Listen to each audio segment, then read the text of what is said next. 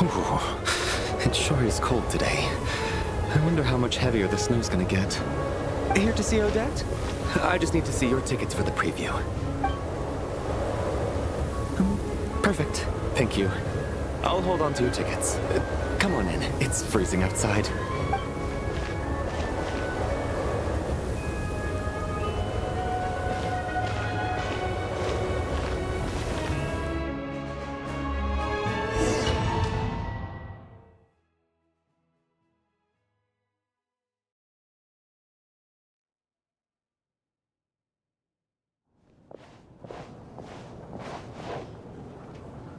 I think I'll leave the Lelic question until after the show's over.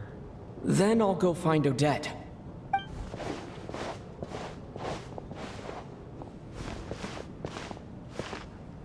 Child said he was originally going to come with Tonya. So I'm guessing Tonya's already here somewhere. Is there anyone here who looks like a Tonya? Let's see. It's a small audience. Makes sense for a preview. But wait. I do see some familiar faces. Mr. Chuganov's back again by the looks of it. Oh, and is that Mitya? And that Fatui officer, Valeri. Guess he must be playing cat and mouse with Mitya again. Oh no. It looks like the show's starting and I still haven't found Tonya. Never mind. I'll just have to take a seat for now and see if I can catch her afterwards.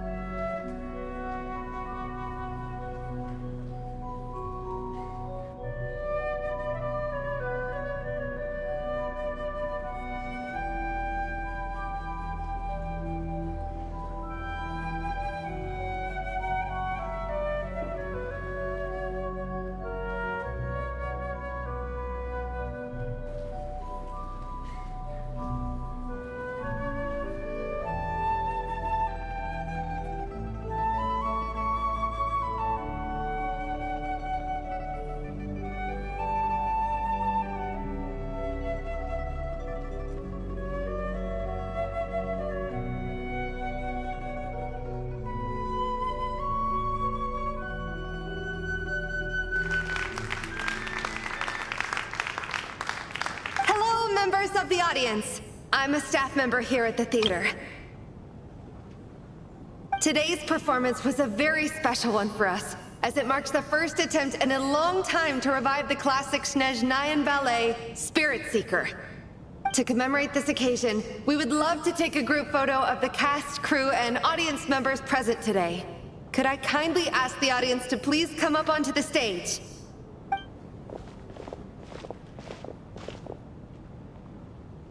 All right, everyone, huddle in a little more. Now, look at the camera. 1, 2, 3.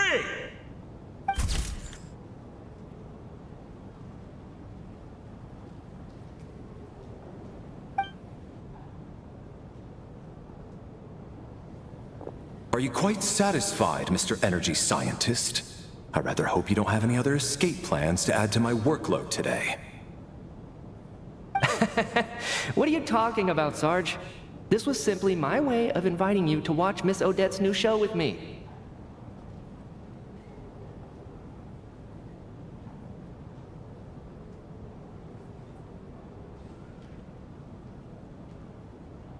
And wasn't the performance spectacular? In the future, I heartily encourage you to take a leaf out of my book.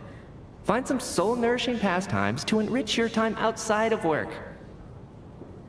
It was indeed a fine performance, but I must correct you on one point. This is not time outside of work. These are working hours. Working hours and non-working hours are just a social construct. Human technology can never advance if we're too rigid in our thinking, Sarge. May we leave now? Already? I mean, I was kinda hoping to soak up the atmosphere for a little longer, but... no? Okay, guess I'm pushing my luck. Didn't seem like too much to ask, but fair enough. Off we go then, Sarge. Back to the land of working hours. Lead the way. That has to be her. She's the only person in the audience around Tonya's age. Excuse me, are you Tonya? Huh? Your brother's busy today, so I took his ticket. Don't worry about him, he's fine. Oh, okay. Sorry for the trouble. What's wrong? Are you sick? No, I'm fine. It's nothing. Maybe she caught a cold on the way here because of the weather.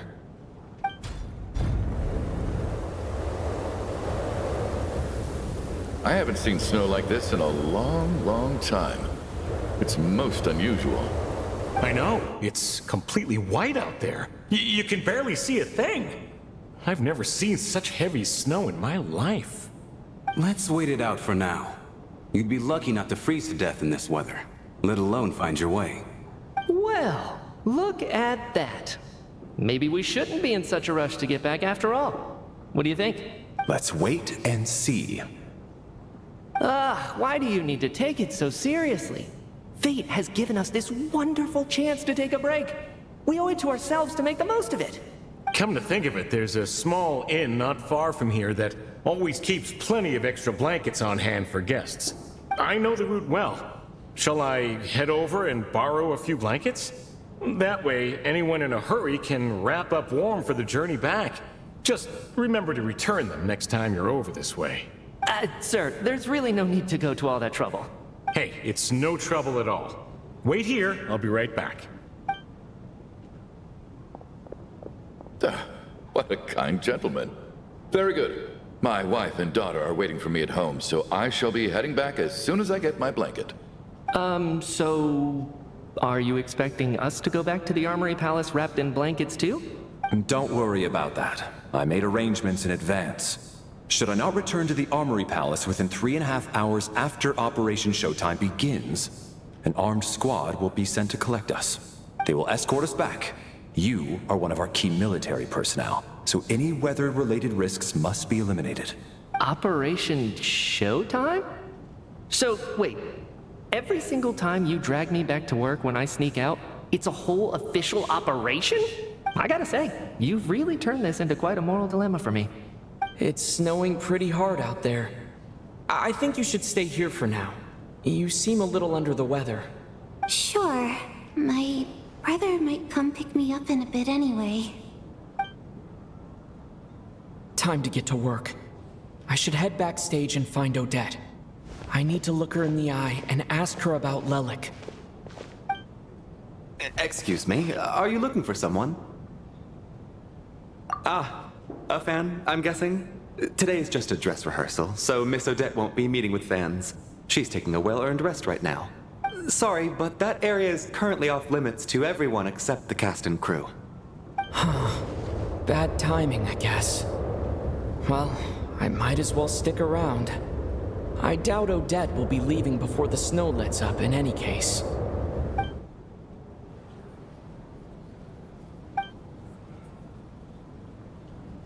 What happened to the gentleman who went to fetch the blankets? How has he still not returned? I was thinking the same thing. It's still snowing very hard. Do you think something might have happened to him? Whatever the reason for his delay, I must say I hate nothing more than people who make empty promises and fail to deliver. Well, I have to treat my employees like that on occasion, but that's different.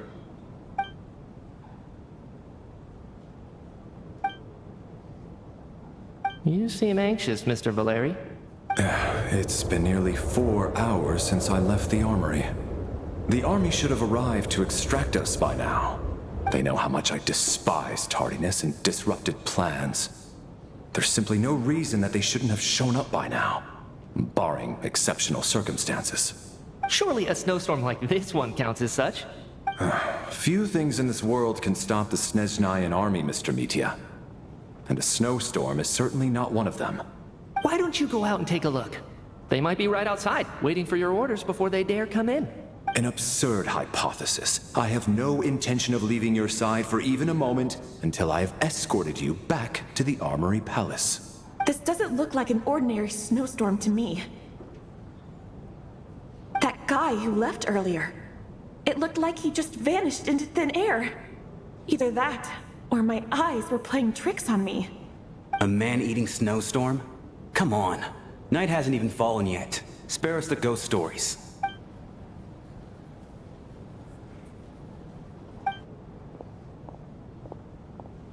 Traveler, didn't know you were coming today.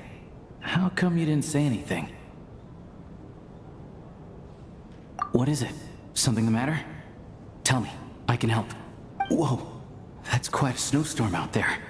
I've been working backstage this whole time, so I didn't even notice. No wonder the audience hasn't left yet. Is weather like this rare, even in Snezhnaya? Yeah, snow like this. I'm sure I've seen it out in the wild before, but never in the city. Actually, I take that back. I don't think I've seen snow this bad even in the wild. This is something else. It's not normal. If even Alosha thinks snow like this isn't normal, could it have anything to do with that monster people have been talking about? We can't stay cooped up here forever. Someone needs to go out and take a look. No need. I have plenty of experience with snowstorms. Besides, I work here while you're an audience member. I should be the one to do it.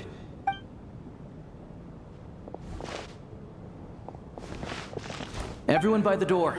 Careful not to let the snow soak into your shoes. In a snowstorm, you gotta look after your toes above all else. Heading out, my man? Be careful. I've been told the snowstorm eats people alive. Thanks for the advice. I am planning to be careful. I just want to take a quick look at the situation out there.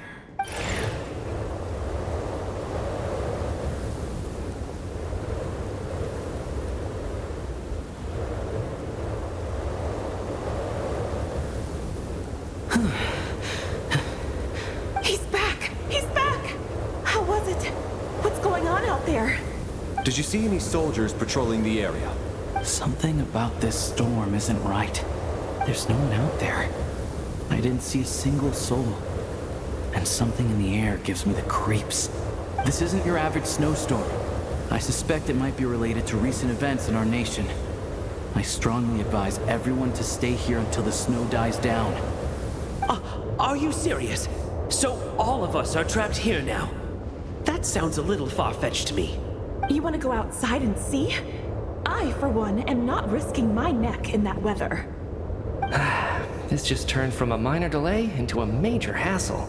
We can only hope that our friend who went to fetch the blankets just ditched us and went home. Is it really that bad? But my daughter, I won't be able to read her a bedtime story tonight. Huh? What are you all still doing here? Whoa! It's snowing hard!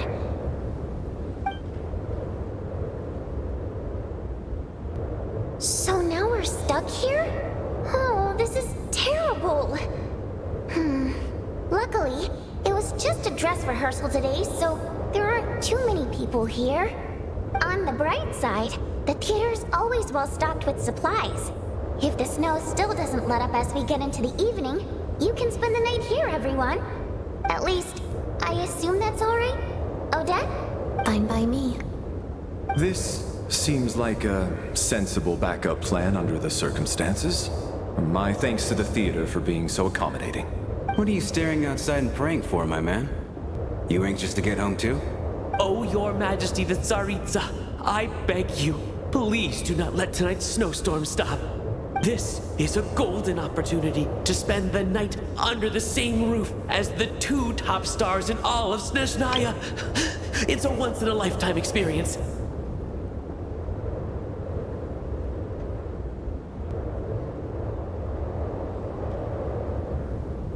I think I've changed my mind. Sir, if you so much as look at us funny, you'll be seeing stars in a whole other way. Behave yourself, or you'll be begging for that blizzard. It's getting colder. We need to keep the indoor temperature up.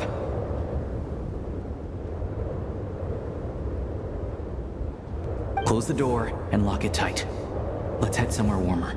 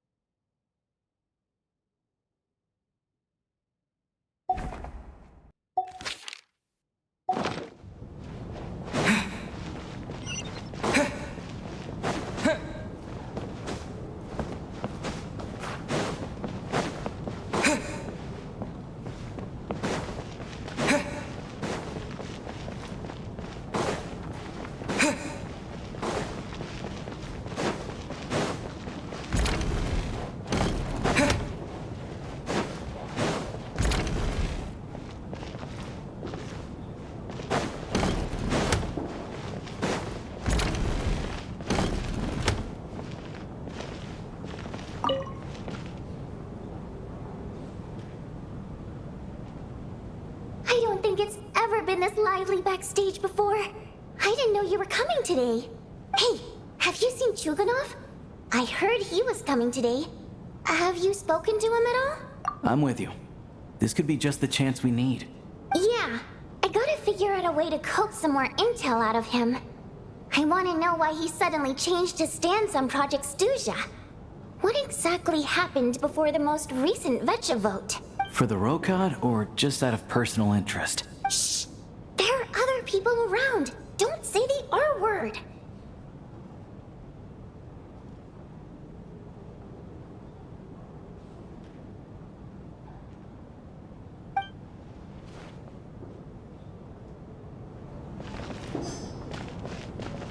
This is highly irregular.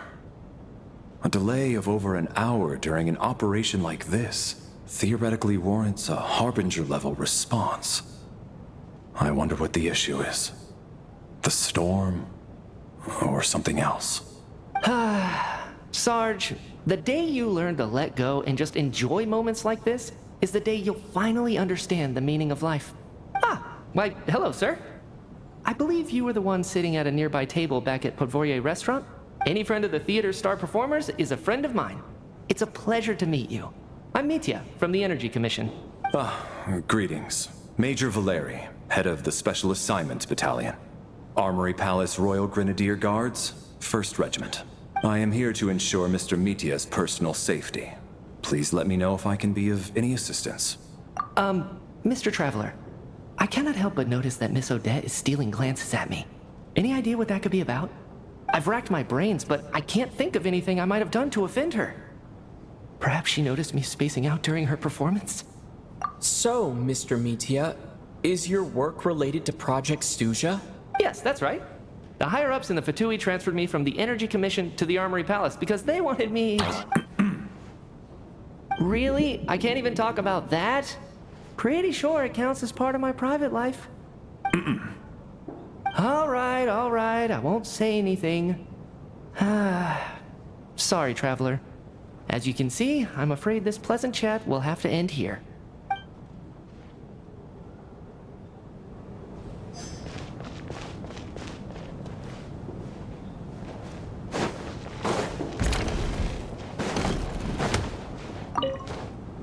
And then there's the aristocrats. Easiest of all to deal with. You don't need to use any force whatsoever. All you have to do is show them the rope you plan to tie them up with. Do you know why? I don't. Do tell. Because nothing horrifies them more than the thought of a cheap, coarse rope leaving creases on their precious million more coat. They'll do whatever you ask to avoid that fate. Unexpected, but funny nonetheless. Tell me another one. Well, look at that. I got myself a new listener. Hey there. Let me introduce myself. The name's Shram, and I'm a mercenary. The kind that gets paid to do odd jobs for rich folks. And I am Chuganov, an entrepreneur. If my name is unfamiliar to you, you will no doubt have heard of my factory, the renowned Iskra manufacturing plant. Are you really that famous, Mr. Chuganov? How come I've never heard your name before? Excuse me? Is that a joke? Or are you being serious? Oh, I'll have to ask my rope later. He's probably tied up more entrepreneurs than I've ever heard of.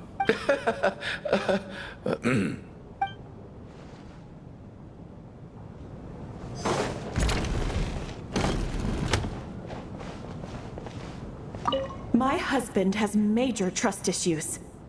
To him, I doubt even this snowstorm is a good enough excuse for me to stay out all night. That's the price of marrying into wealth. You'll get used to it. I'm not about to stop you if you want to leave. But don't drag me along. Hello? Can I help you?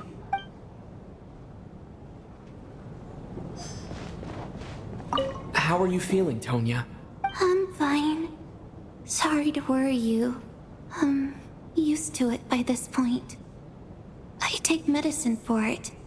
My brother usually helps to get it ready for me. Child must take great care of his sister. He's never mentioned Tonya's illness, though. You know, I actually find this whole thing kind of exciting. Stuck in a strange place thanks to a snowstorm. Having to spend the night with a bunch of interesting characters. It's pretty cool, don't you think? Exactly. It's like one of those stories where an ordinary school trip turns into a magical adventure. I've always wanted something like that to happen in real life.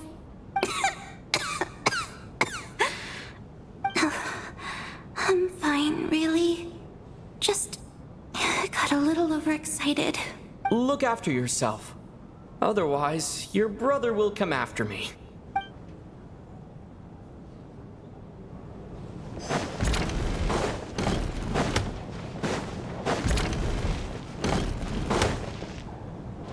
I have to say, even though today was a rehearsal and there were some hiccups along the way, Miss Odette's performance was one of the best I've ever seen, even compared to an actual show.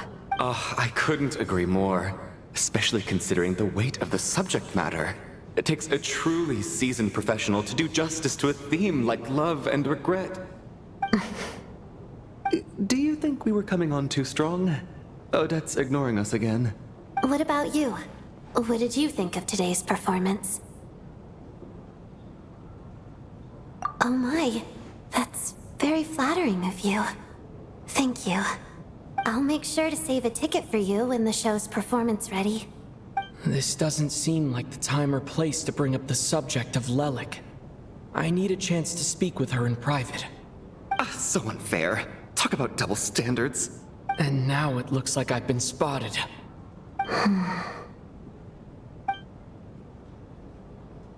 You know Mitya too? No, I don't. I just have a feeling that he might be dangerous.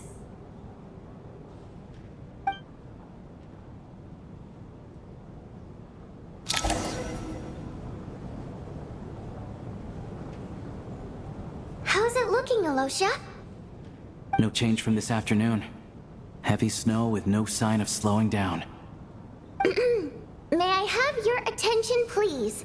The storm is unlikely to stop tonight, and it'll be even more dangerous outside at night than it was during the day. we at the theater owe everyone here a duty of care. Therefore, we strongly suggest that you stay on site overnight and avoid going outside unless absolutely necessary. In a few short moments, we'll give you a tour of the theater's various quarters. You can choose to sleep in the VIP room, the office, or backstage. Or on the stage if you'd prefer. We won't mind. I'll pass on sleeping on the stage. What if the snow is stopped by tomorrow morning?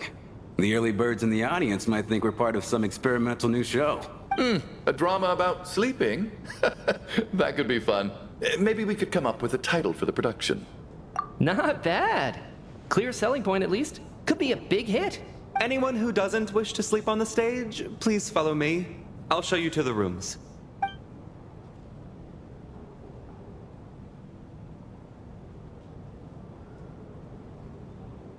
I guess I'll call it a night. Though I feel like I won't sleep very well without Paimon here. I'm sure she'll be worried that I haven't made it back yet. But as long as she looks out the window, she'll probably realize what's holding me up. I wonder if she's feeling any better yet. At least she hasn't been getting any worse. Still, I should try and get back first thing tomorrow morning.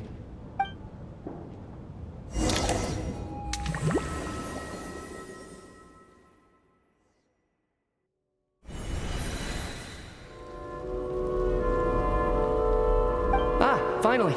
Welcome back to the world of the living, lazy bones. I was about to wake you. The black mist is almost on us. Still waking up, huh? You know, the black mist. It's been chasing us from below ever since we were born. You're just dozy. There's no way you've forgotten. Come on, let's keep heading up.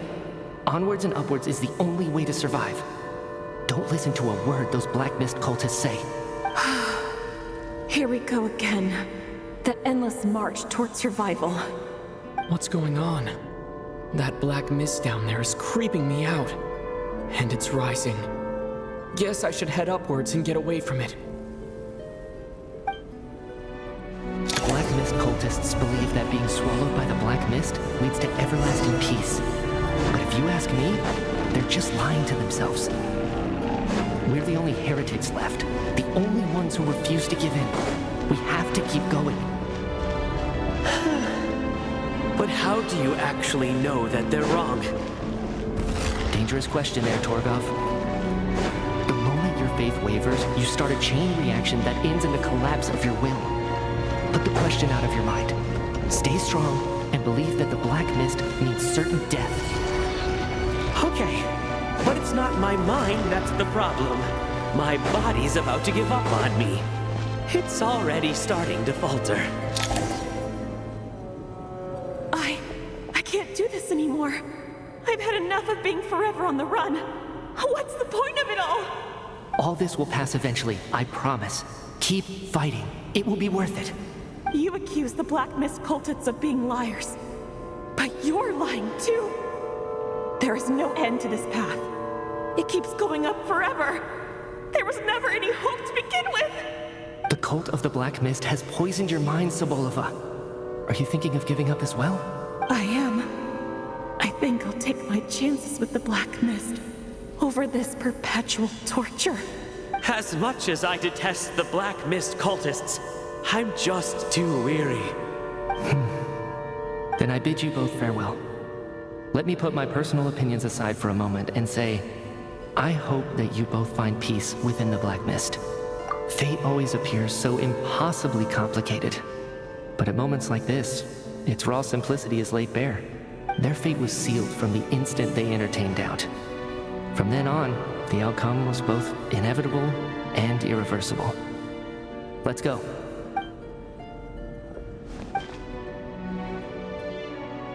Torgov and Sobolova are gone.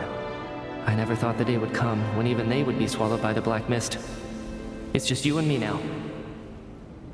Yes, it looks like it's satisfied. For now. This happens from time to time, but it won't be long before the Black Mist starts chasing survivors once again.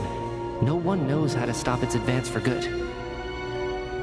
Well, we should make the most of the precious moments of rest that those two offer us. Huh? Are you really that sleepy, Traveler?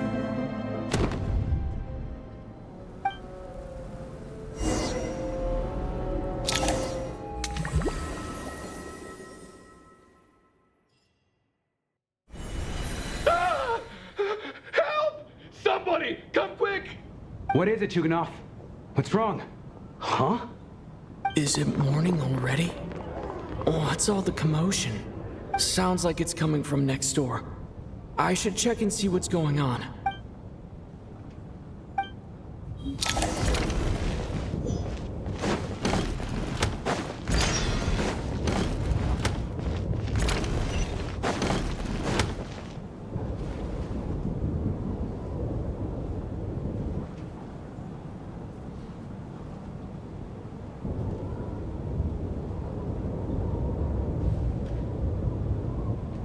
Don't look, Miss Tonya.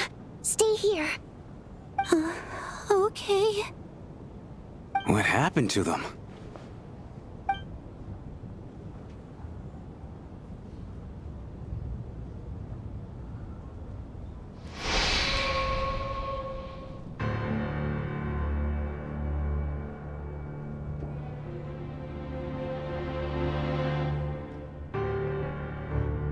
These two people have passed away.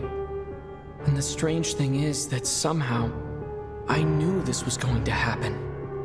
I knew that they would be the ones to die. Have I seen this moment before? Or did I have some kind of premonition? I can't remember what it was. Let me take a look.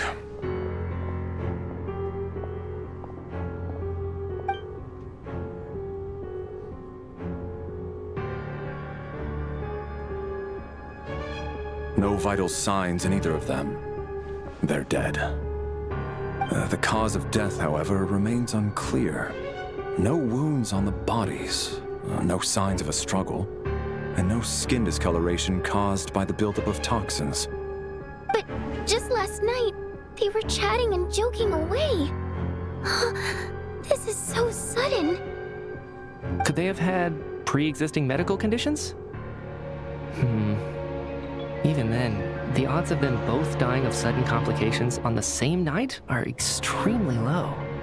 It's hard to believe that they died of natural causes, nor does this appear to be a suicide. Who was the first to discover the bodies? It was me. But these deaths have nothing to do with me, officer.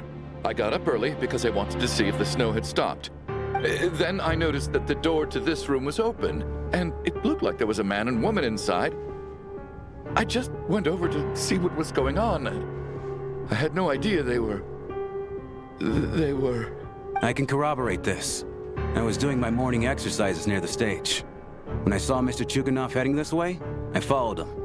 I can also confirm that I didn't see a single person approach that room before him. The snowstorm was raging all night, and it's still going now. There's no way someone could have come in from outside, correct? You mean an intruder? No, not possible. I slept by the door last night as a precaution. There's no way I wouldn't have noticed if anyone had tried to open it. Everyone, split into pairs and search the theater for anyone in hiding, or any signs of suspicious activity. I'll follow up with a full search of my own shortly. Go, there is no time to waste.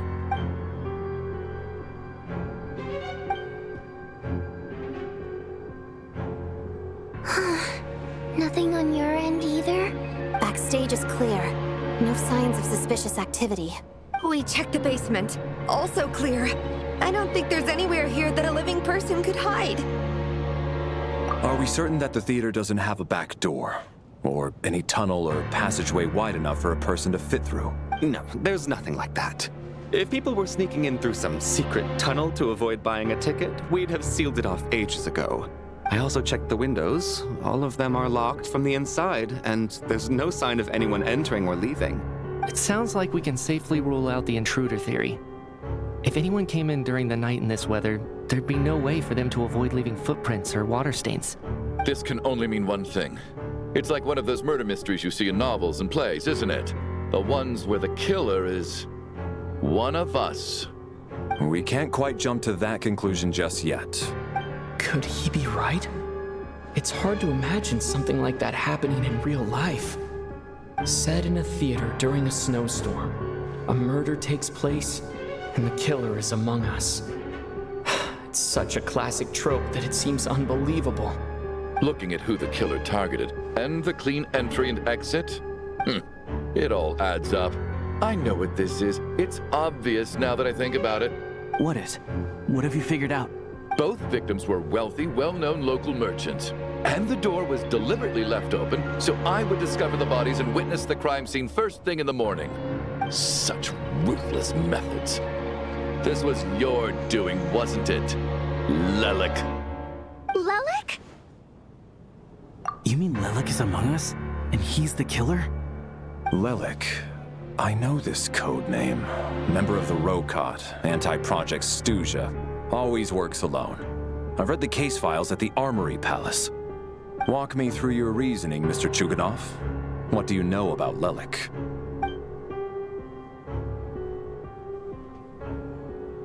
What now, huh? What now, Lelik? What more do you want from me? I already voted against Project Stuja at the Snezhno Gradvecha. You snuck into my house the other day while I was asleep. Left a threatening letter. And I did all that you asked. But Project Stuja cannot be so easily shaken. Not with the rooster in charge. So he really was threatened by Lelik. That makes sense. And now you're resorting to murder to threaten me. Isn't that right? I knew it. The Rokot despises the rich. The lives of the wealthy are but refuse in your eyes. Show yourself! Which one of you is Lelik, Tell me! I'll do whatever you want! Just stop playing these mind games! Was this really Lelik's doing? Would Odette really do something like this? If Odette really is Lelik, this seems out of character. But then again, how well do I really know her? I'm probably the only one here with a compelling theory about Lelik's true identity. But if I reveal it now, I'll be putting Odette in the line of fire. What should I do? I don't think it's likely that Lelik killed anyone. At least from the stories I've heard. He's never killed anyone before. And his name has never come up in connection with any murder cases. Besides, even if Lelik did want to threaten you, why resort to such an extreme and roundabout method? It's not his style at all. Vodyanitsa doesn't know that Lelik might be Odette, but her assessment is pretty much identical to mine. Miss Vodyanitsa, why do you suddenly feel the need to speak in Lelik's defense? Defense? Oh, no, it's just... I'm worried that we're jumping to conclusions here, so I wanted to share my point of view. Also, I don't think the Rokot is as bad as you're making it out to be. Well, if you think I'm so wrong, what's your theory then, Why don't you tell us who the killer is? The case is still evolving, Mr. Chuganov. Please do not prevent others from expressing their opinions so early on in the discussion. Even so, there's no denying that the recent threat received by Mr. Chuganov may well be an important clue. So there's still a good chance that Lelik is right here among us. I can't do this anymore. I don't care if it's still snowing outside. I have to get out of here. Whoa, take a beat. We all know it's far too dangerous out there. Even the soldiers couldn't get to us. Go out that door, and you might not live to tell the tale. And whoever this Lelik is, they're surely not going to murder anyone in broad daylight. Be sensible, my man. You're safer inside. As much as I regret having to say this, I'd like everyone to cooperate and refrain from exiting the premises until further notice. Because as things stand, every one of us is now a suspect. Unless anyone has further information to share, let's adjourn for now. Feel free to keep searching for clues, but make sure you don't go off alone.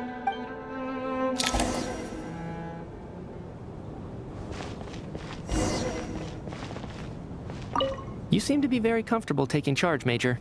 You took the reins as soon as things went south. I simply made an executive decision that someone needed to take control of the situation on the military's behalf. Does this offend you? No, quite the opposite. We feel much safer for it.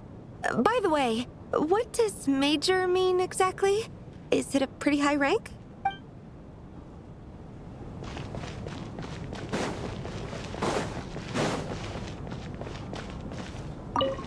I still find it hard to believe there's a murderer among us. Just last night, I imagined we were like classmates out on a hiking trip. There's no guarantee that you can trust your classmates. Especially not when you're locked up together.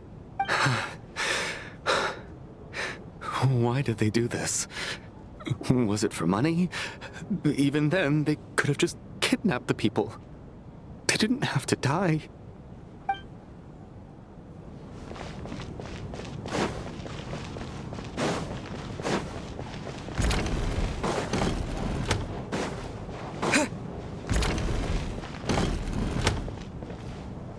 You're right. That was my bad. It was a knee-jerk reaction. I didn't think it through. Luckily, no one suspected my identity. Oh, phew. It's just you. I thought someone was eavesdropping. Since Vodyanitsa and I were on the same page earlier, I think I should share my thoughts with the Rokot members first.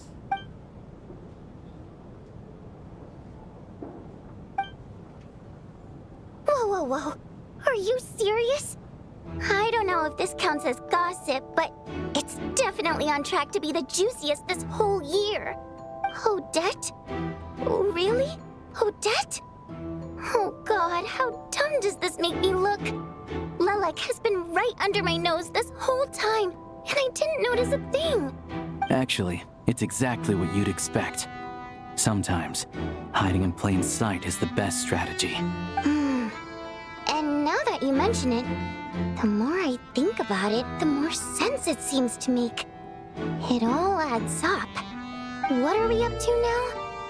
1, 2, 3, 4... Odette's identities. She's my coworker, specifically a ballerina, and also a Fatuz, a member of the Rokot. Now, Lelek. It must be so exhausting. I just want to give her a hug. I guess since I've always known her as a member of the Fatui, it never even crossed my mind that she could be involved with the Rokot, let alone be Lelek. I don't understand. If she's with the Fatui, what reason could she have for being so opposed to Project Stusha? Probably best if you ask her that in person. Well, since you waited until now to bring this up instead of announcing it to everyone earlier, does that mean we're all on the same page here? Yeah. Lelek may not follow orders from the Rokot leadership, but as far as I'm concerned, she's never crossed the line. If anything, her actions benefit the poor. We need to confront her face to face. Do you think she'd really admit to being Lelek? I don't know. We'll have to see how it goes. For now, we'll work on the assumption that she didn't kill anyone, and see how much she's willing to tell us.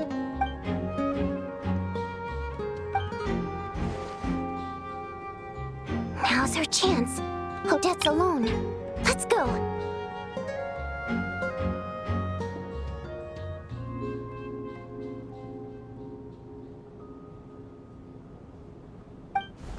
Hey, Odette. What is it, you guys? Shh. Keep your voice down. We need to talk. So, you're Lelek, aren't you? All right, fine. You don't have to say anything or explain yourself. Just hear me out first. None of us believes you kill innocent people. Whoever murdered those 2 people last night, it wasn't you. The Traveler was the first to figure out your identity, but he kept quiet during the discussion just now. Still, it's clear where the group consensus is heading. Everyone believes Lelek is the culprit. If your identity is exposed, you'll be in a really bad spot. We're your colleagues, and we know what kind of person you are. I don't want anything bad to happen to you. So, can you clue us in? Tell us everything. The more we know, the more easily we'll be able to cover for you. All right.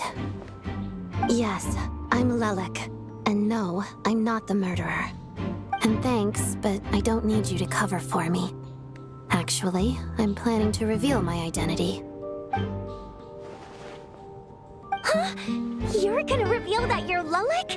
Here? That's right. I'll admit I was surprised at first when Chuganov guessed that I was here. It was just a lucky guess, but it caught me off guard. But after taking some time to assess the situation and confirm where everyone stands, I don't believe I have anything to worry about. Are you sure you don't need a second opinion? Given the circumstances. Mr. Valeri! What?!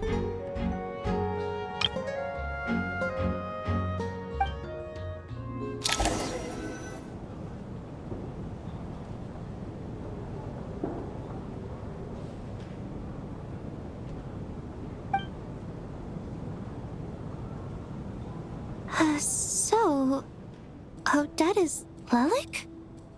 I don't know what game you're playing, but you've got a lot of nerve. It's just one identity. So what if it's exposed? I can disappear and adopt a new identity anytime I please. I made my peace with this when I chose to become Lelik. But more importantly, I promise I am not the murderer, which means that someone else is.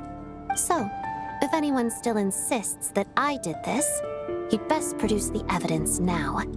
Otherwise, I suggest that you bite your tongue. Because if you really believe I killed 2 people without making a sound or leaving a trace, pointing fingers at me would surely only make you my next target. Is this really the truth, Miss Odette? That's confidence, all right. I believe you. A real no-nonsense attitude. I can see why Marionette said that she's on track to inherit the title of the Fair Lady. Are you seriously buying this? Hey, officer! She just admitted to being Lelik. Aren't you going to do something about this? I do have one question, Miss Odette. Why have you chosen this moment to come forward and reveal your identity? If I didn't say anything, everyone would be focusing all their efforts on finding Lelik. And that is exactly what the real culprit wants. I don't want to be the scapegoat who lets the murderer get away with this crime. Despite all the accusations, she made the smart choice. A remarkable display of rational thinking under pressure. Clearly, Odette's talent extends far beyond the art of dance. She thought so far ahead.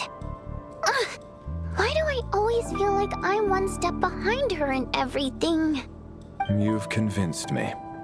Dealing with the murder case remains the top priority right now. Let's put the name Lelik and all related incidents aside until further notice. Nevertheless, the group still considers you the prime suspect. I assume you have no quarrel with that, Miss Odette? I understand. You're welcome to keep an eye on me around the clock. I have no objections. Mr. Chuganov? For my wife and daughter's sake, I'll let you off the hook for now. But don't think you're forgiven for breaking into my house and threatening me. Just wait till we get out of here, Lelik. We'll settle the score then.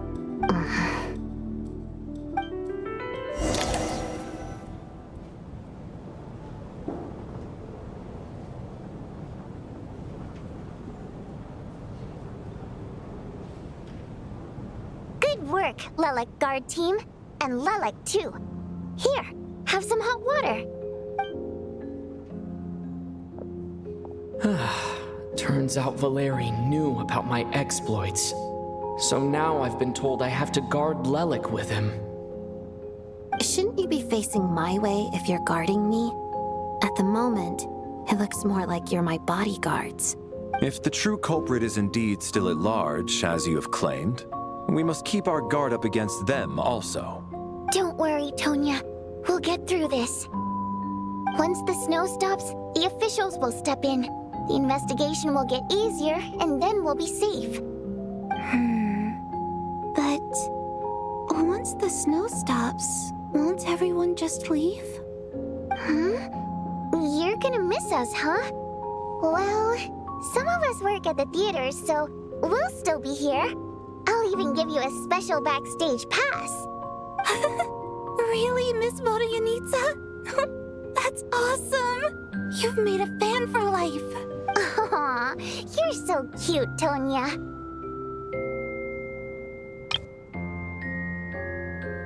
All right, let's swear to it.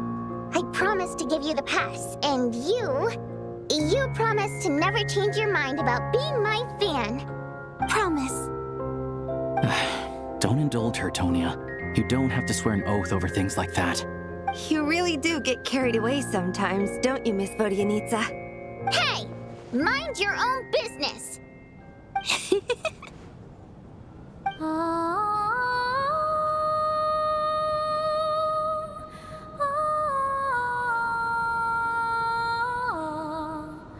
Don't be nervous, Miss Water Imp. Everyone's here. There's nothing to be afraid of. Excuse me? Do I look nervous? Don't be ridiculous. No.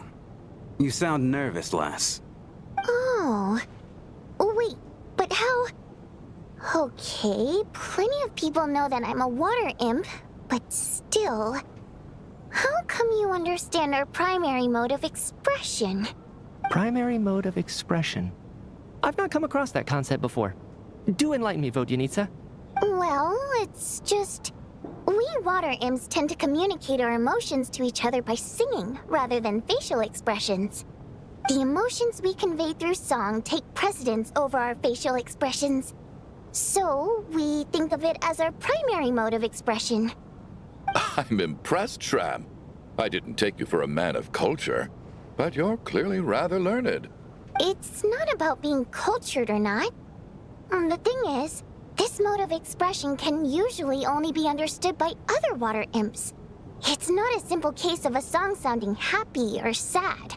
And yet, you're clearly human, Mr. Shram. It's really not the big deal you're making it out to be.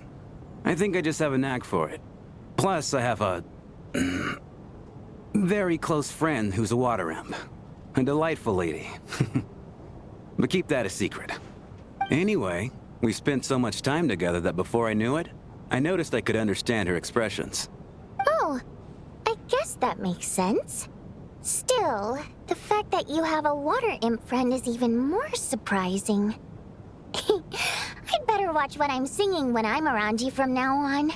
Hey, what are you implying? You're not secretly insulting the audience in your songs, are you? Heavens, why would I do a thing like that?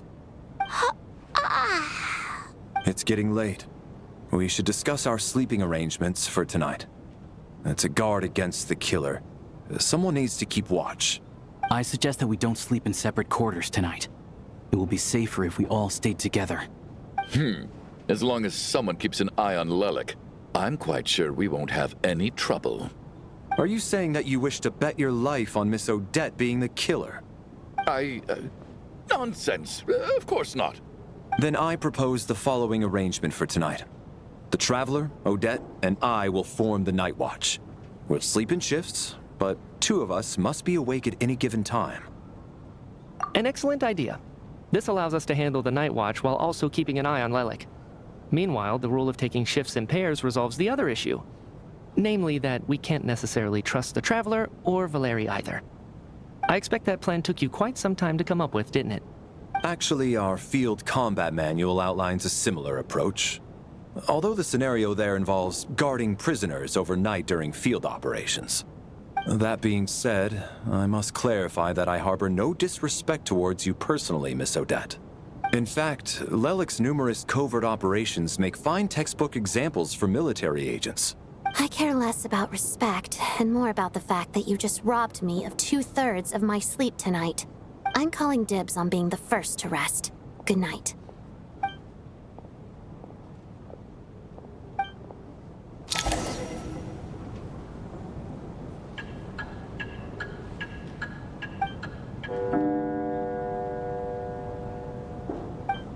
It's almost time. We should wake Odette. How are you faring? Oh, not going to argue with that. I'll take a quick nap. If you start to feel sleepy, wake me up anytime. It's finally time for Odette and I to share the Night Watch. I should wake her up.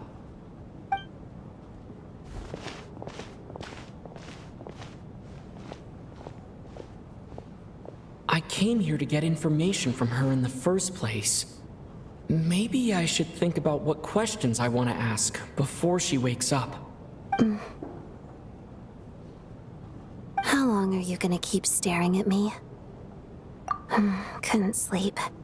My mind's been running haywire. Plus, there's something I've been meaning to talk to you about. I had a hunch that you wanted a conversation too.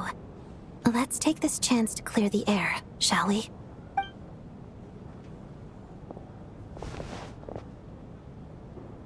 I just had a simple question for you, really. It's, Rosaline.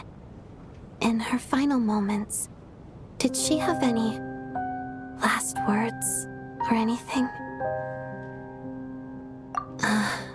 I see. Well, that was all. I have no other questions.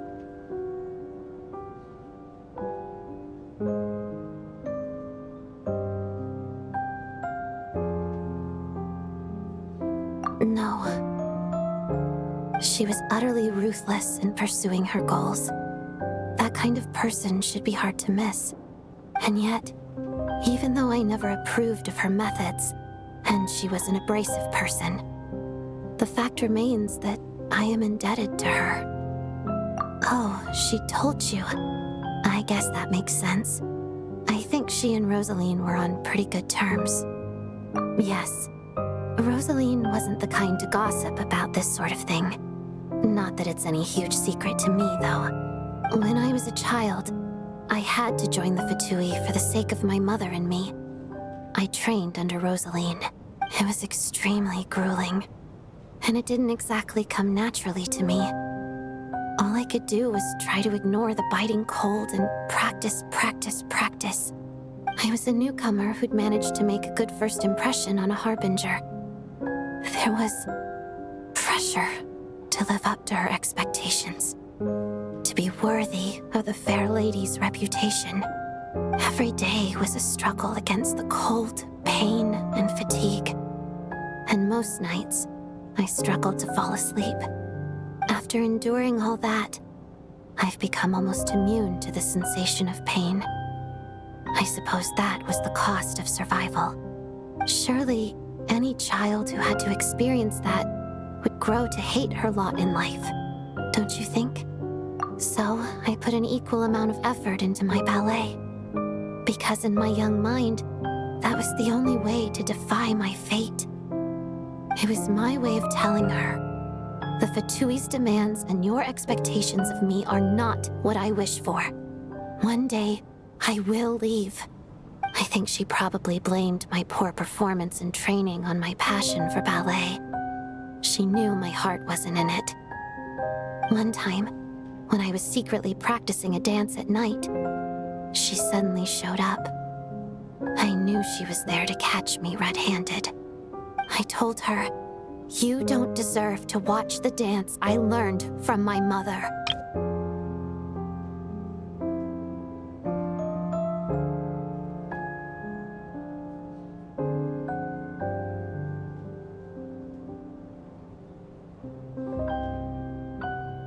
She looked stunned. I guess she was surprised that I lashed out first, before she had the chance. But strangely enough, on that occasion, she wasn't fierce with me like she was during training. Instead, she fell silent for a moment, and then left. After that, she never interfered with my dancing or asked me how it was going. She never came to watch me dance again either. Not even once. She was. But even now, whenever I take out this core Ignis, I can't help but think of that night. Of the look on her face. Sort of. Although gift might be too kind a term. This is her flame sealed within ice. A symbol of her favor, yes, but also her way of keeping an eye on people. She knew the location of every piece of core Ignis. If any recipient started acting suspiciously, she'd be on to them immediately. Trust her to make even a mark of approval feel suffocating. So, when news of Rosaline's death reached Snezhnaya, many people immediately crushed their core Ignis. It gave them a profound sense of relief, like they'd broken free from her shackles. But I kept mine. With my sensitivity to pain being as dull as it is, the warmth from this core Ignis is one of the few things I can still feel clearly. I still wonder, did she really come to stop me that night? I wasn't sure, but I was scared, so I said some really awful things. I guess she didn't leave anything behind. Not that I expected her to. It's fine. It's just a bit of a shame that we couldn't settle our differences before the end. She did. Are you sure she was talking about this event? No, she didn't. I didn't even find out that she'd gone to Mondstadt until a while after she left. Wait, in that case... Okay, I will. Thanks for letting me know. There's something I'm trying to figure out. I'm beginning to suspect that Paimon's mystery illness is being caused by the energy research behind Project Stuja. Paimon's very important to me, so I have to get to the bottom of this. I figured that since you're Lelik, you might know something about all this. The ultimate goal of this energy experiment is to create a weapon for the final battle. The weapon's construction was completed in Nocturne. Now, all that remains is to arm it with a sufficiently powerful energy. Yes, the weapon's development and all the related experiments are overseen by Lord Piero, the Jester, and the lab is located deep within the Armory Palace. I'm not sure why this experiment would be making Paimon feel unwell, though. The best way to get to the bottom of it would be to go there in person. Once we get out of here, I'll help you apply for an entry permit. And I'm hardly the organization's proudest member, as you know. You answered my question about Rosaline. I want to do you a favor in return. It's that simple.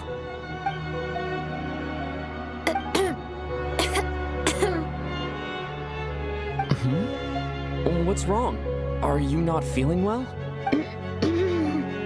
You two seem to be hitting it off. I thought you were sleeping. Of course I was. In the military, one learns to fall asleep quickly, even in the most inhospitable environments. It's vital to staying alert and energized. Why? Is something wrong? Even if he was awake, he can't have overheard us, right? Well, thank you both for keeping watch. Traveler, I'll take over for now. It's your turn to get some sleep. Sure.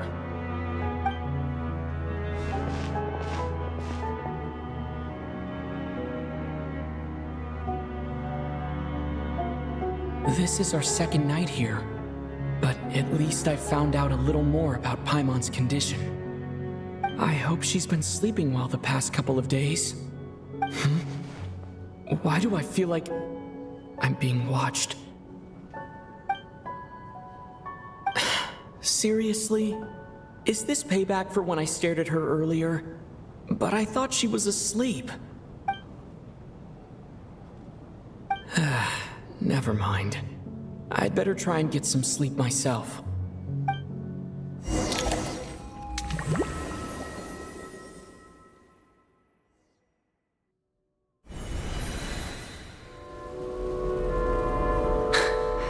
Hey, what are you spacing out for? Are you reaching your limit too? How long have we been walking for? Do you remember?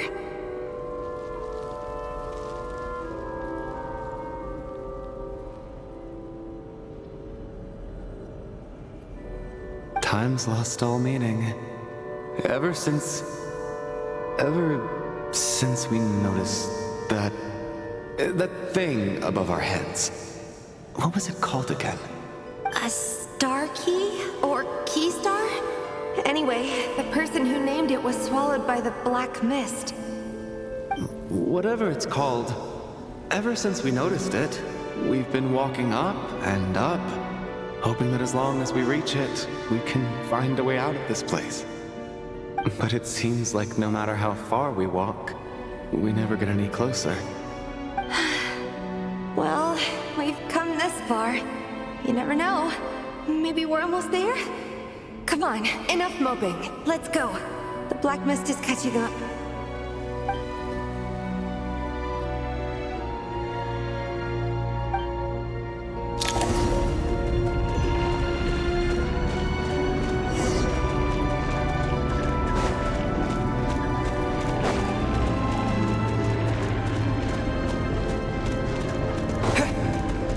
We got ourselves a straggler. Monsters! Watch out! Not again! I've lost count of how many times we run into them. Be careful.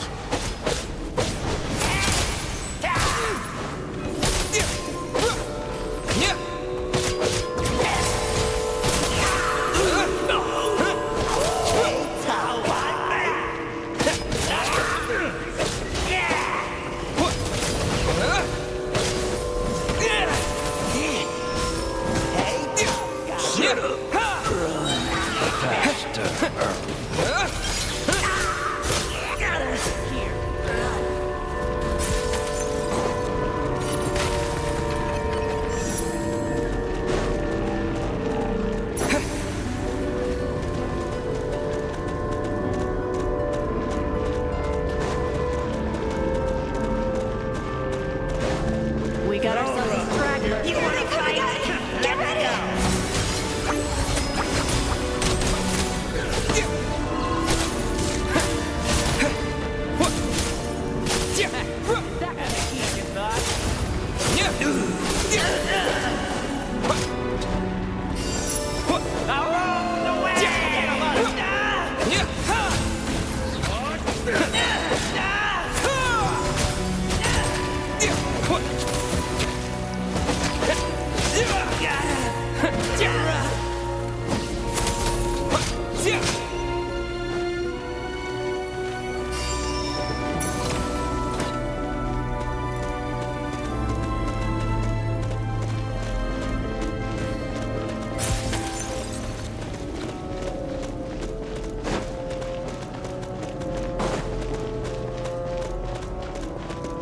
We got ourselves a straggler. Monsters ahead of us.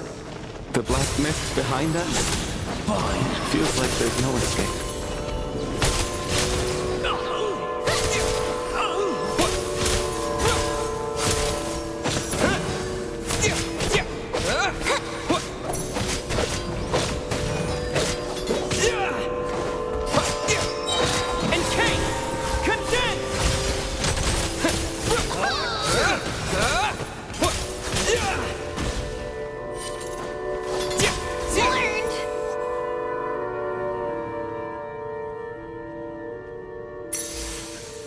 Are you hurt, Coolish? No, I'm fine. It's just... suddenly I don't want to walk any further. I get you. In fact, I reached my limit a long time ago. Sometimes it feels like there's hope where there shouldn't be.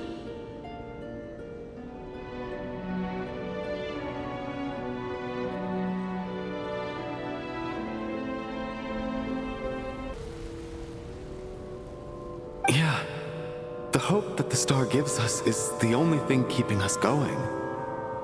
But I'm not sure it's real at all. It may just be a collective illusion. Otherwise, why would it always be out of reach?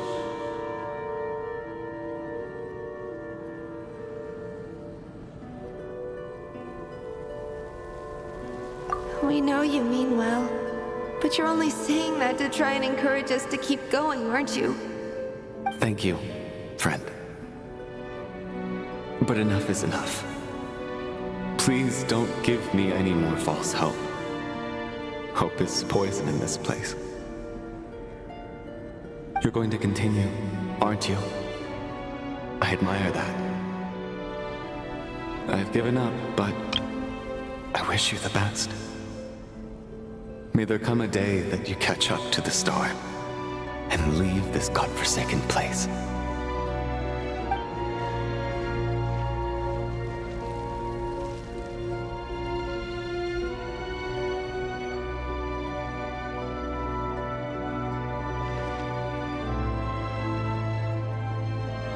not an illusion. We really are getting closer to the star.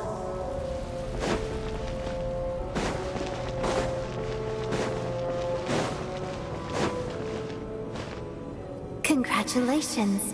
You're the first person to make it here. I'm the star's envoy. The black mist has stopped rising. Its hunger is satisfied for now, having devoured your two companions. This is a good opportunity. I'll let you get some rest before we continue. What do you mean, leave? The star represents the starting point. It's the waypoint for the beginning. Congratulations on reaching the starting point. Once you are ready, we will head out and walk upwards. I will be right by your side the whole way.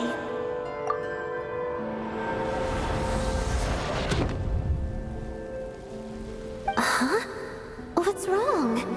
Hey, don't give up before the journey's even begun.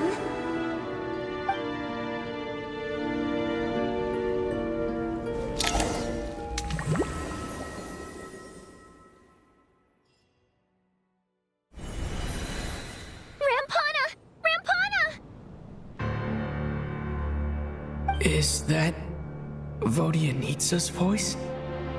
What happened? Coolish, wake up! Please wake up!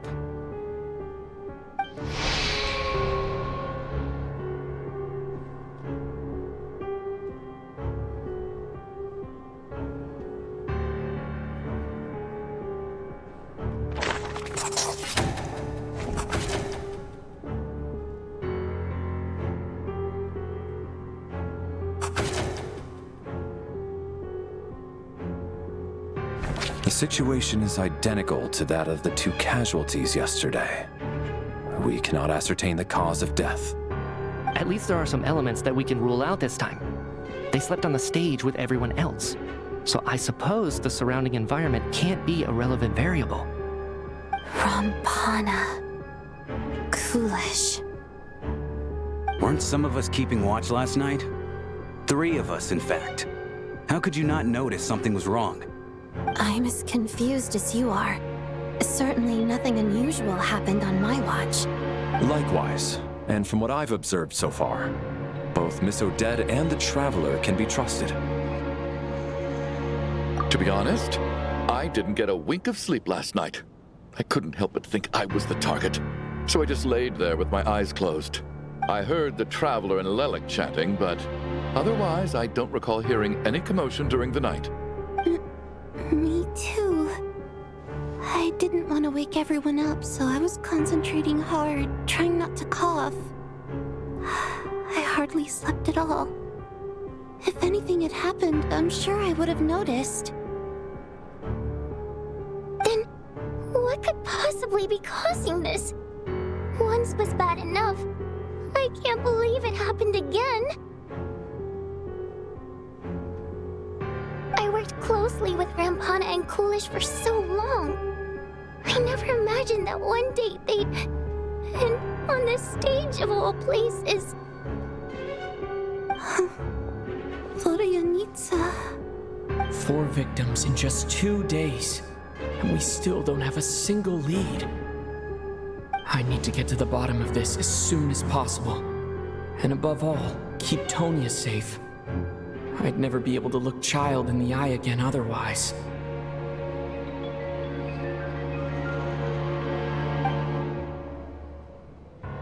Still snowing? Yes, I just checked. Still no sign of anyone outside either. So we only have ourselves to rely on. If you ask me, this killer can clearly strike whenever they please. The Night Watch was a useless endeavor from the start. Lelik must be an expert in poisoning. Clearly she used some poison that can't be detected on the corpse. Here we go again. Listen, I was already thinking to myself last night, was Lelik's reason for revealing her identity the real story? Well, now I have my answer. It most certainly was not. She's been playing us for fools. You get off on this, don't you? Revealing your identity, only to carry on with your killing spree? That's a hideous thought. One that only a hideous mind like yours could dream up. How dare you! That's enough! Yesterday, you named Lelik as a suspect because the victims were both wealthy merchants. Lelik might have had a motive then, but today's victims were just ordinary people. Not to mention that they were colleagues of Odette and mine. What reason would she have to murder them? Let me guess, just to scare you? Who knows? Maybe you don't know her as well as you think. I implore you all to ask yourselves, how many people are there really in this world that have what it takes to kill another person? Not many, I'd wager. Lelik is well known to be a ruthless operator, and now she has revealed her identity. How could it be any more obvious? Everything you've said so far is still just conjecture, which doesn't constitute a concrete lead. You need to back up your claims with some evidence. How can you defend her, officer? What did she say to you while you were on night watch? Maybe I shouldn't be so surprised. You military types are always colluding with criminals to target the rich. All so you can get your grubby paws on our hard-earned fortunes, then tell us to fall in line.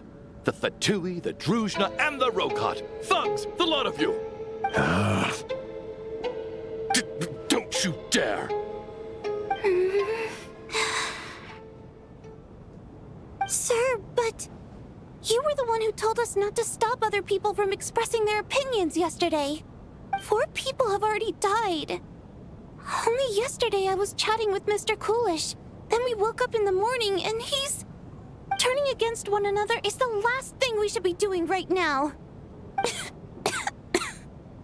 Little girl. Even if Mr. Chuganov is a puffed-up, pig-headed windbag who doesn't have a clue what he's talking about, he's still one of the victims here, isn't he?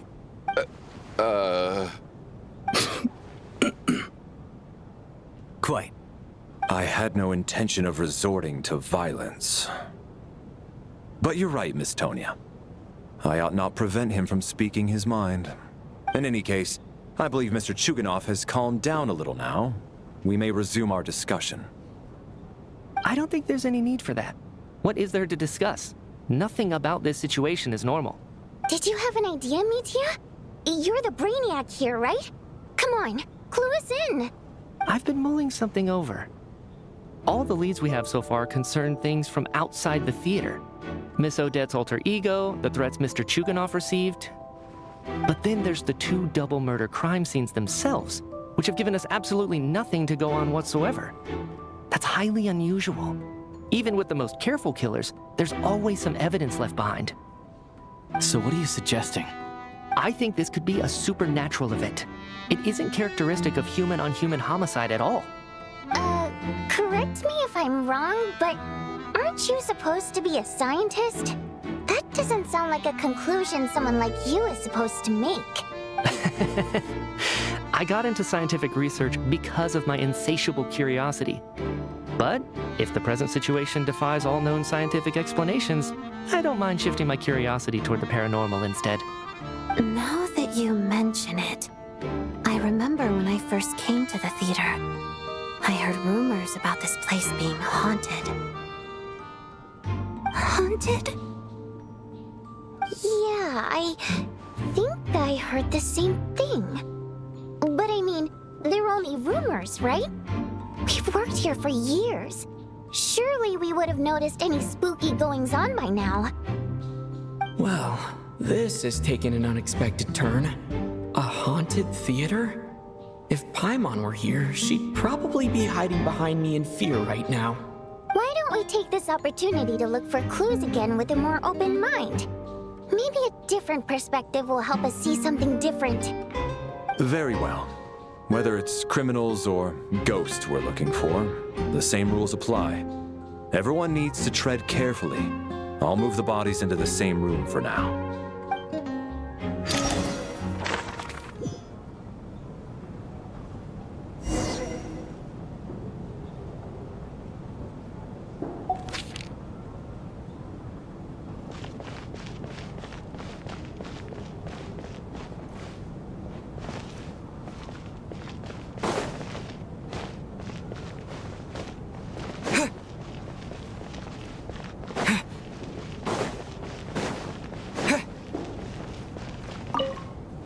to think very hard about whether there's anything that ever needed hiding. After all these years, there must be some things even I've forgotten about.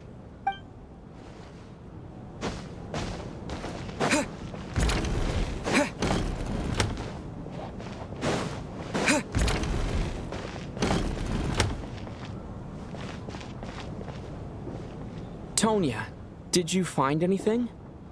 Not yet. Still looking. So...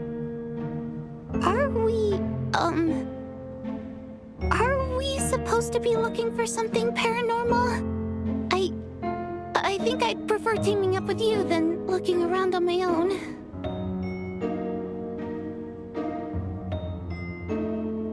This looks like somebody's notebook. Shall we read it together?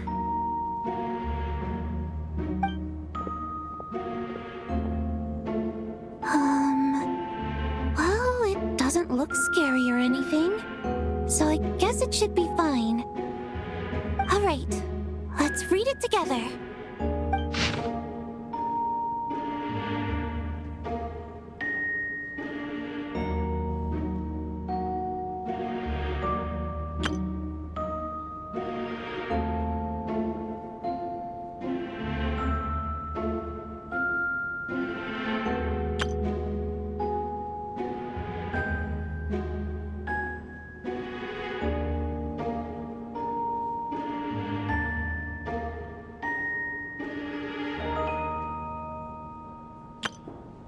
Huh.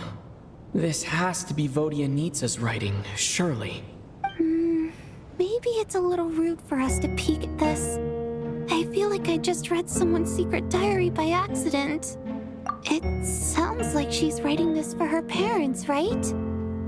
I don't understand. Why put this stuff in a notebook instead of mailing it in a letter? Because her water imp parents belong to the aristocracy, who were driven out of Snezhnaya by the Tsaritsa long ago. And now they live somewhere new, where the postman can't get to. We're sorry. It's fine. My fault for not storing it properly. I can't leave things lying around and expect them to get ignored when everyone's scouring the place for clues. All right, give me my notebook back. I'll take over the investigation in this room.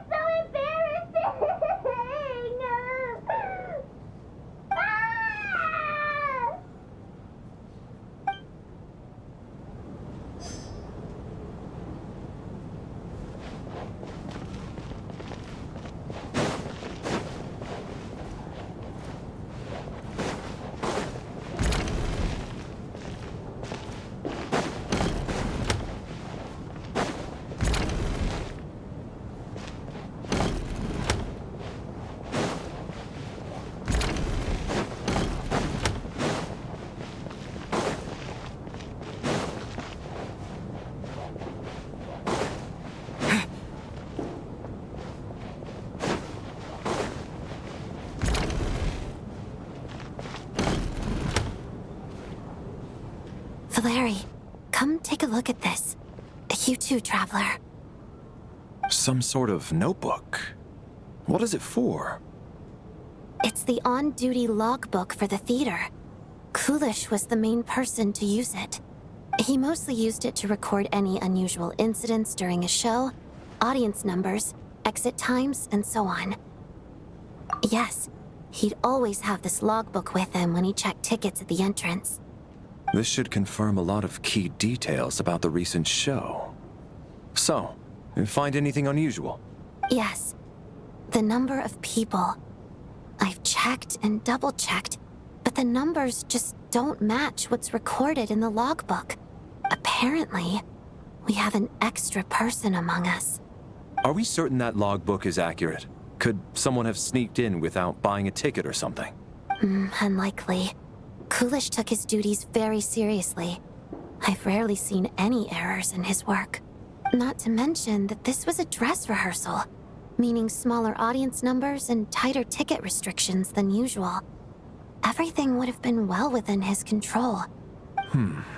We no longer have our tickets with us, do we? They got collected on entry. I assume there's no way we can check them again. Unfortunately not. The theater recycles tickets. Once people are in the door, they don't tend to leave until the show ends, so we collect the tickets at the point of entry. Still, I'm inclined to believe that this discrepancy in the head count is significant somehow. Did an extra person just materialize out of thin air?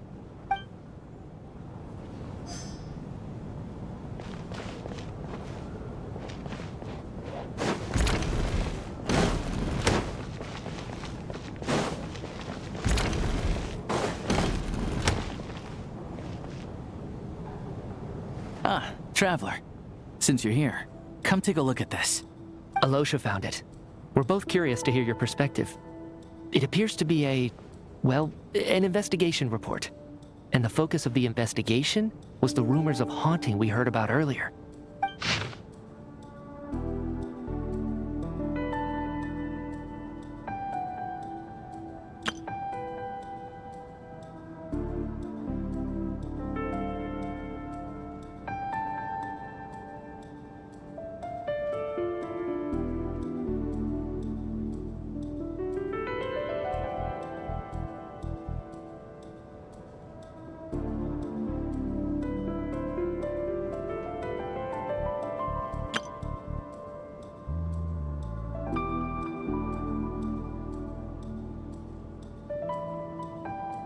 An investigation report, huh?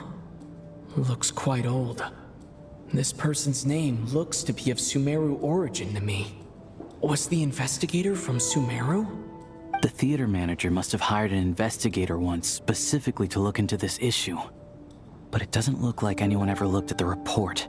Presumably, the manager wanted to know if the supposed haunting was dangerous, while also being fearful of word getting out in case it affected the theater's business. Anyway, the bottom line is, the haunting is actually real after all. It's caused by an obstruction in the ley lines. Is there any chance this is the key to finally making some progress with the murder cases? Ley line problems are pretty unexceptional to me by this point. And while it certainly offers an explanation for the ghosts, it's hard to imagine what connection it could have to these two murder cases. Some of the language that appears at the very end of the report caught my eye. Angel civilization, ley line renovation? My area of research doesn't touch on any of that, so it's completely outside of my wheelhouse. Huh? A piece of paper just fell out from the report. It landed right by your feet.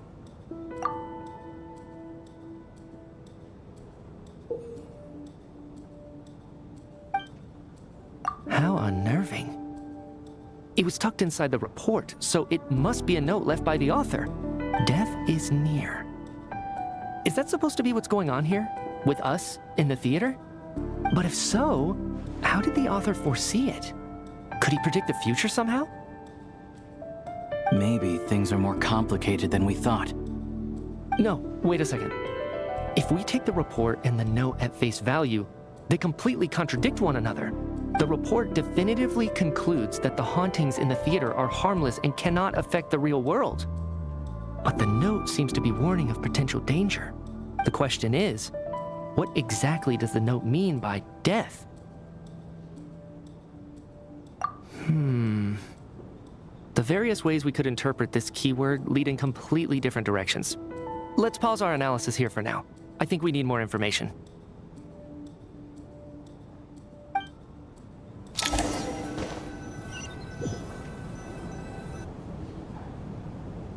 If we take all this together, it's not impossible, is it? If anything, it's the natural conclusion. Oh, I beg to differ. This sounds to me like a product of a researcher's vivid imagination. And perhaps it's because I'm still viewing this through the lens of a typical murder investigation. But still, I'm struggling to be persuaded by your theory. Does it really sound that far-fetched? All right, well, let's treat that as speculation for now. I do agree with what you've said, so let's go with your idea for now. Good. Okay, now that we finally have some meaningful leads, I think it's time to reconvene. Let's get the others.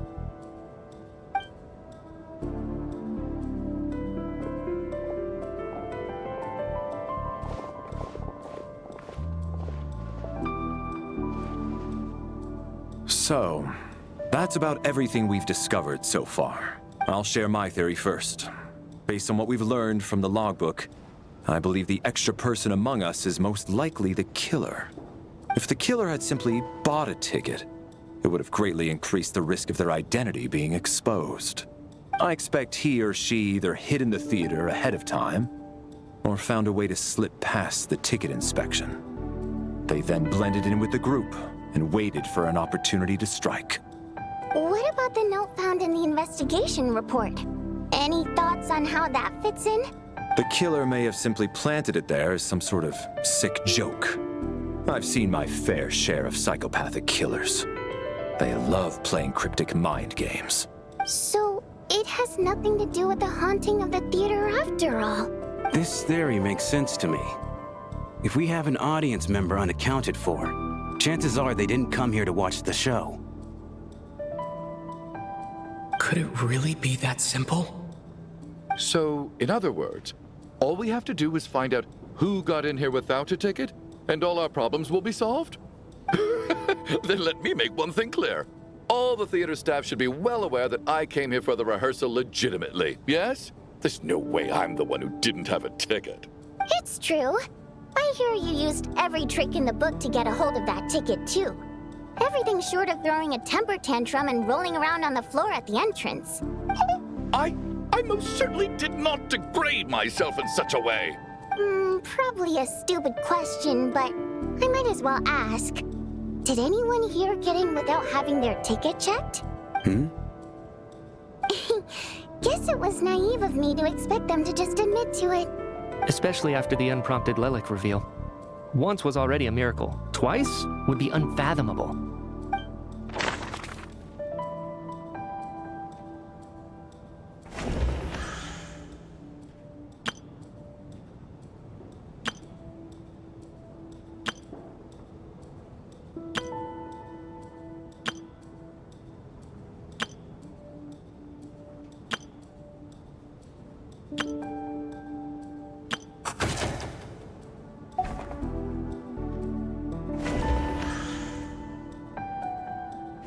As things stand, the audience head count doesn't add up.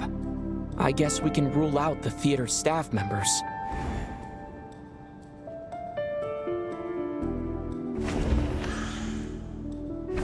Valeri came to the theater to catch Mitya.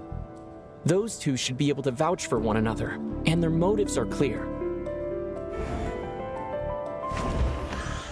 I got my ticket from Child. It was all above board and my ticket was checked at the entrance, so there's no way it's me.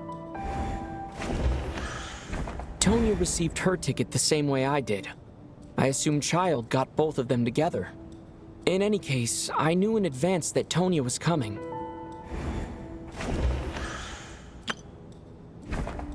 I don't believe any of us here knew Shram before all this. If no one can verify Shram's identity... Mr. Shram, did you really go through the ticket inspection to get in here? Huh? Me? Why am I being singled out, my friend? Do I seem that suspicious? It's not that you stand out as suspicious, more that everyone else has been ruled out as trustworthy. Okay. Well, we spent the best part of 2 days together now, so I'm sure you can all tell what kind of person I am. I'm a true gentleman. I never dream of doing something like sneaking to the theater without a ticket. Yeah, I have no doubt that you're a good person. But the problem is, none of us here actually know you, so no one can say for sure that you are who you claim to be. Although, actually, what was it you said last night? Yeah, you're friends with that water imp, which is why you understand our primary mode of expression. Last time I checked, there were barely any of us remaining in Snezhnaya, since most of the water imps left. Could you tell me a little bit more about your friend? There's a good chance I actually know her.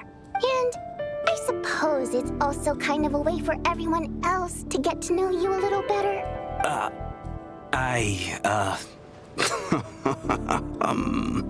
Good grief. Are you blushing? Pull yourself together, man. Stop giggling like a teenage boy. It's revolting. Hey, revolting is a little strong. All right, fine. I'll admit it. That water imp friend of mine, the truth is, we're dating. I was just the bodyguard hired by our family. But the stars must have aligned, because sparks began to fly between me and their daughter. Never in my wildest dreams did I think I'd get so lucky. We don't need details. Just get to the point. Okay. I'm just a little hesitant to reveal her name, that's all. You know how it is. These are delicate times, even with me to protect her. If word gets out that she's dating a human, both the Fae and human factions will give her a hard time. Really? Wait, no. That can't be. Huh? Shram, what the devil are you talking about? Why is everyone looking at me like that? Surely you can understand where I'm coming from. Delicate times? Factions? Yes. You know, the Civil War.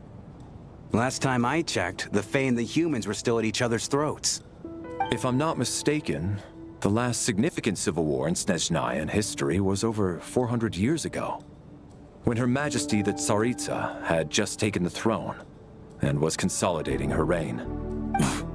What do you mean, 400 years ago? What's going on here? Is Shram from the past? All right, Mr. Mitya, you win this round. As far-fetched as it is, it appears that your theory may be correct. I'm just as amazed as you are.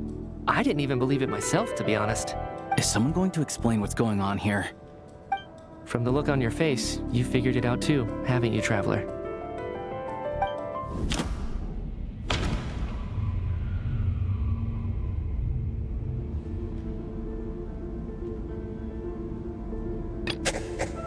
No. The truth lies within the clues we've already discovered. Vodyanitsa's private letter touches upon the history of the Water Imp aristocracy's exile, but reveals nothing about Shram's identity. The theater's ley lines have been modified to block souls within its grounds from returning to them. Some souls can even wander this place forever. Mr. Shram's statement proves he is from hundreds of years ago. And according to the investigation report on the theater hauntings, Mr. Shram is very likely a lost soul wandering the theater.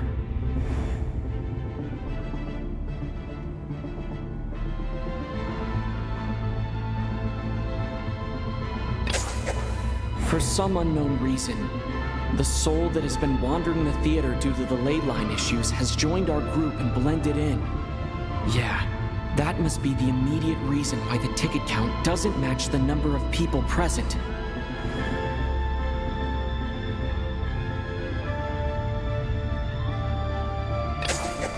The contents of the investigation report have been verified. There are indeed ley line issues and wandering souls in the theater. Death likely symbolizes the deceased. Mr. Shram, for instance. Death is near. That must mean that there's a dead person in our midst. That's the truth, isn't it?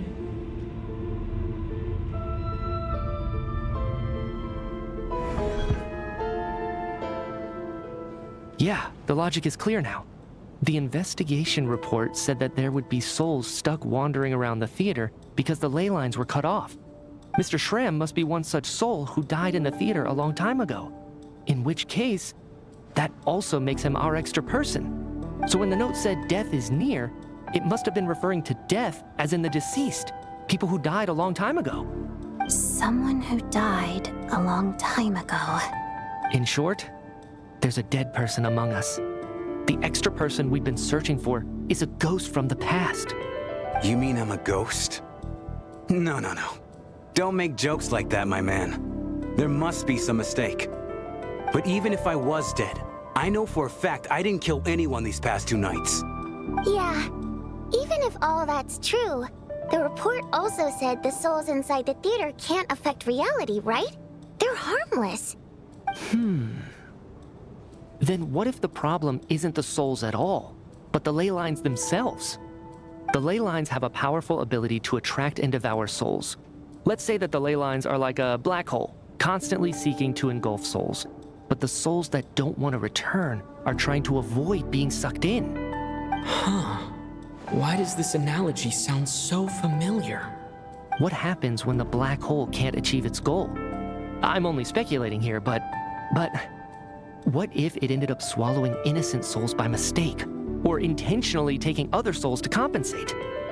That could explain why we weren't able to determine a cause of death. If you're right, and their souls were devoured by the ley lines, it does make some sense. It does seem to explain a lot of the things we couldn't make sense of. Does that mean it's true? Except there's no concrete evidence. Mitya is relying on a lot of logical leaps. Still, it seems like the best explanation we have under the circumstances. All right, so how could Shram not know that he's dead? Seems a little unlikely that he hasn't noticed anything unusual even after several days interacting with us. On the contrary, it's perfectly normal for a soul to wander the theater for centuries without questioning their existence or reason for being there. It's simply what's natural for them.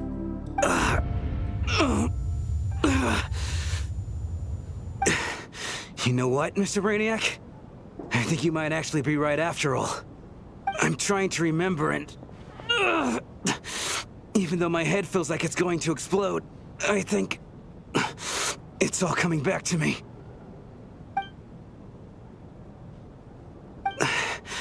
I was the one who didn't want to remember my own death, so I forced myself to forget.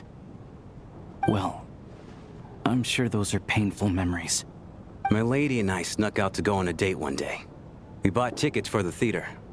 It wasn't really my thing, but I was just happy to be together. All of a sudden, a group of people burst into the theater, shouting for all the water imps to get out, performers and audience members included. It was clear the conflict between humans and Fae had reached a boiling point. This time, the extremists were even coming after the water imps who had nothing to do with the war. I thought I could pull one over on them. So I took off my jacket, draped it over my lady, and tried to sneak out amid the chaos. But I got caught. They started shouting, calling me a traitor to humanity. But I was going to do whatever it took to buy our chance to escape, no matter how many people stood in my way. I had to, both as their bodyguard and out of love. It's all right, friend. You can stop there if you want. You don't need to dig all that up again. It's just... even now, I'm still struggling to accept the truth. How could I be dead? I'm sorry, everyone. If I'd known I was a dead man walking, I wouldn't have dragged you down with me. If I'm the cause of all this death, then punish me however you see fit. But, Mr. Shroom... No. I refuse to be a burden. I know what I have to do. You said I've been wandering the theater for centuries, right? I guess it's high time I got a breath of fresh air. Out there, I mean. I'll leave this place and take all this death with me. Go out on my own terms.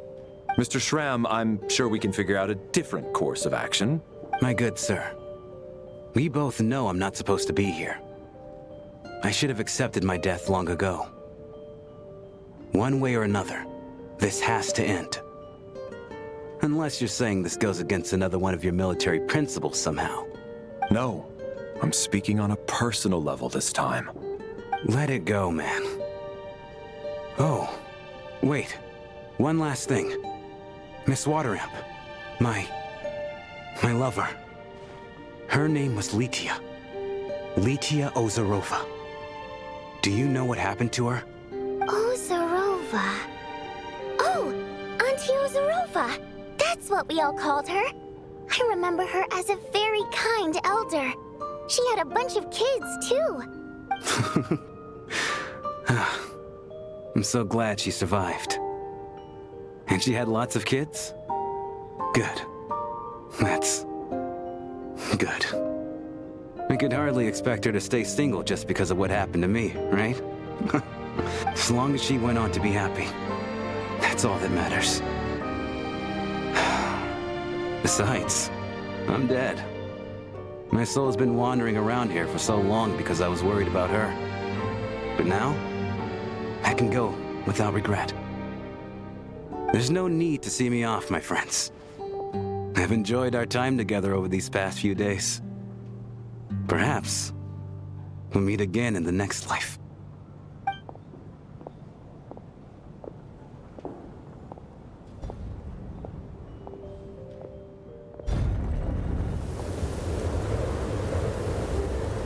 Take care, my man. I knew Mr. Shram was already dead, but I still feel so sad. Death is cruel, no matter how we might try to make sense of it. So, was the conflict between Fae and humans really that bad back then?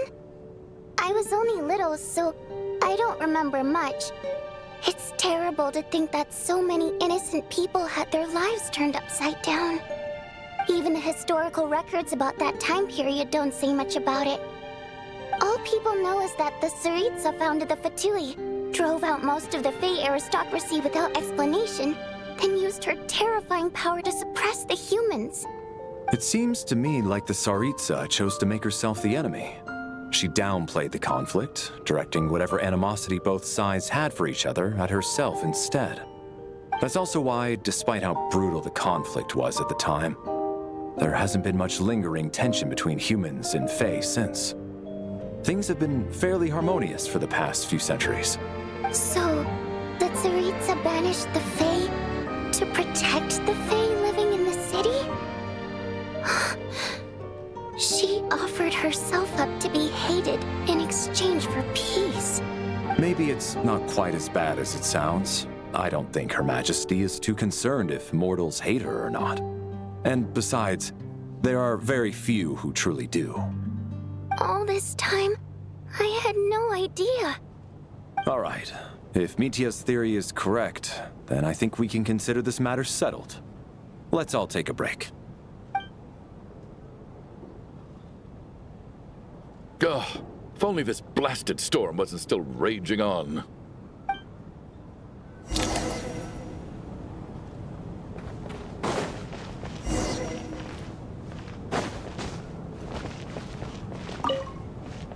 At least the lingering regret that kept him here has been put to rest. That's not necessarily a bad thing.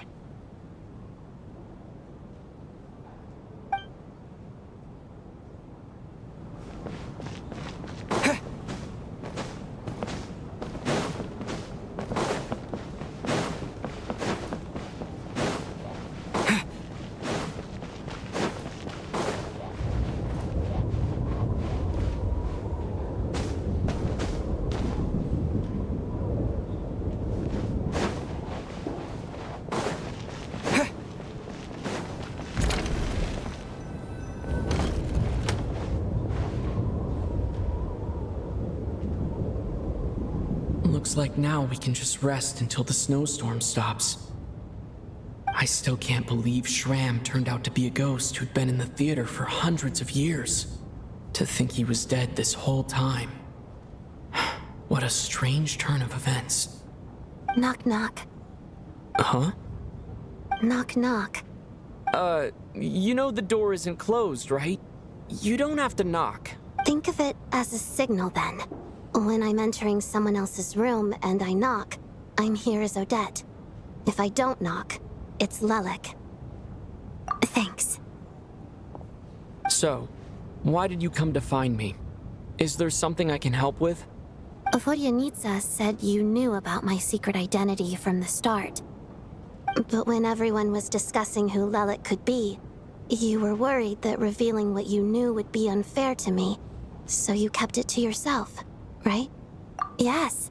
I'm extremely grateful for that. It's nothing.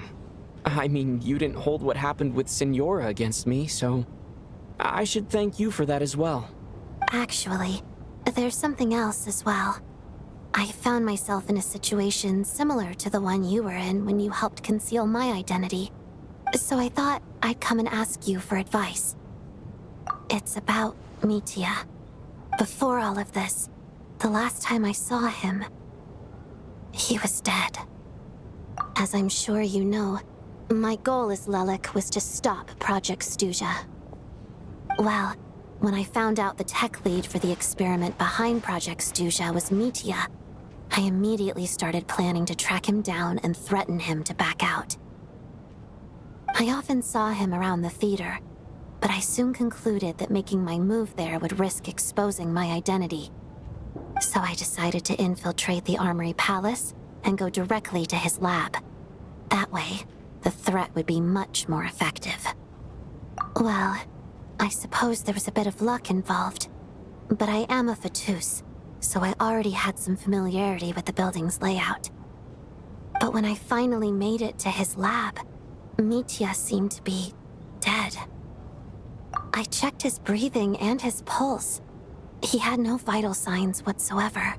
I'm certain of that. I thought maybe another anti-Project Stuja activist had beaten me to it, and chosen a much more brutal method. So I made myself scarce. That's why you were so on guard around Mitya that first night here.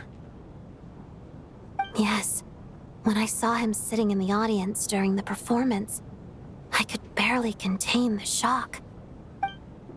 To me, it was a miracle. Somehow, he'd come back from the dead.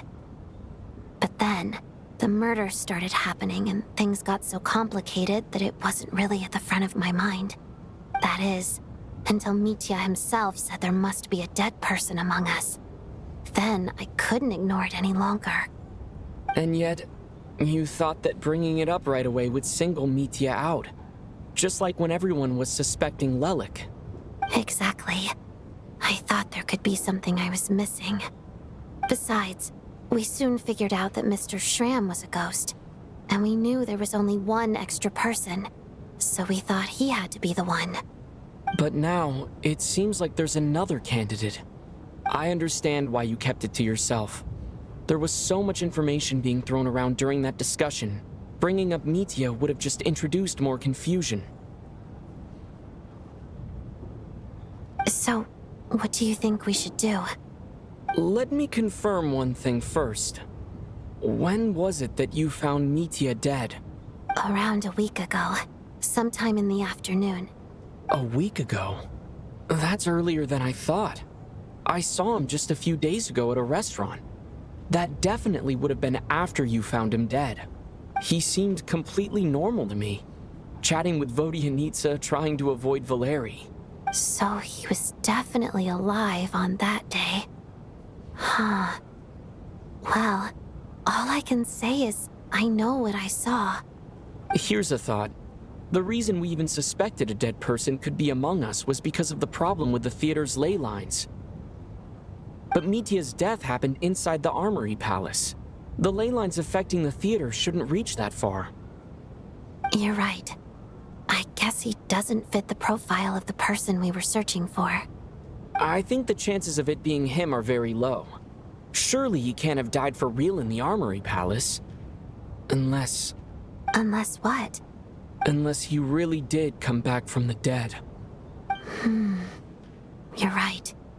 Do you think we need to disclose this to the others? Huh, what's this? A private meet and greet? Where do I line up? That's not what's going on here. Well, I was just making the rounds. Thought I'd try to lighten the mood a bit. Vodyanitsa's handing out food if you're hungry.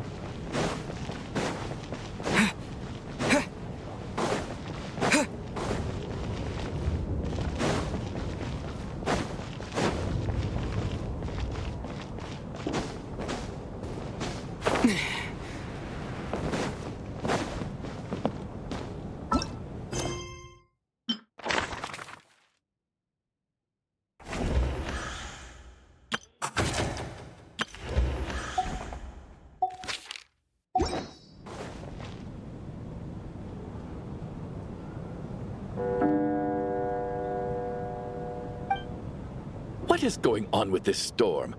Could it be connected to that monster that just arrived in Snezhnaya? I almost hope it is.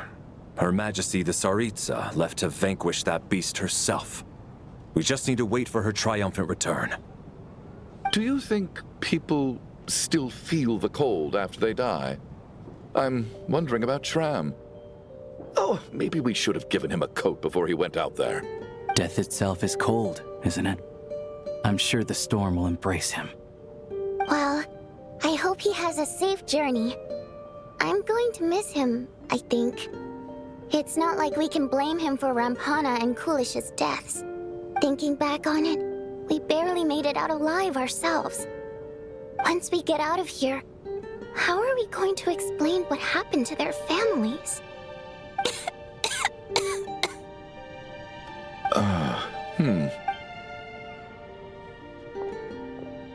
Are you okay?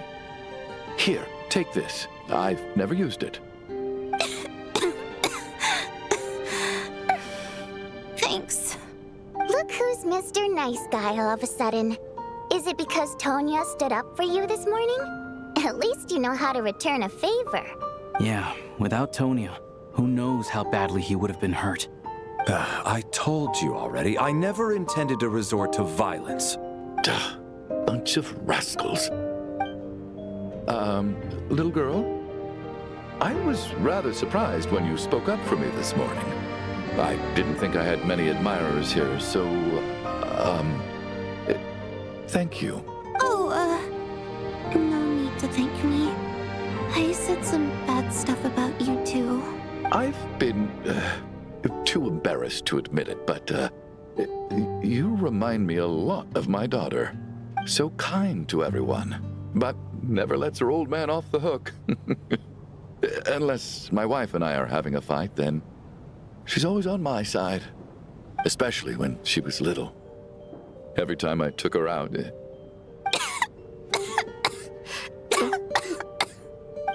All right, easy now. How long have you had that cough, Tonya? I don't know. It's probably been a while. I'm fine. Are you taking anything for it? Yeah. I'll be fine once I see my brother. He's gonna pick some frost fairy flower leaves and brew a tonic for me. I'll feel much better once I drink that. I see. That's good to hear then. We should probably discuss arrangements for tonight. Now that the deceased has left our midst, there shouldn't be any more incidents. However, out of an abundance of caution, I'll keep watch. Shouldn't we take shifts? I can take one if needed. No need. I managed to get a nap in earlier, so I have plenty of energy right now. After all the tension of the past few days, everyone else should just focus on getting a good night's sleep.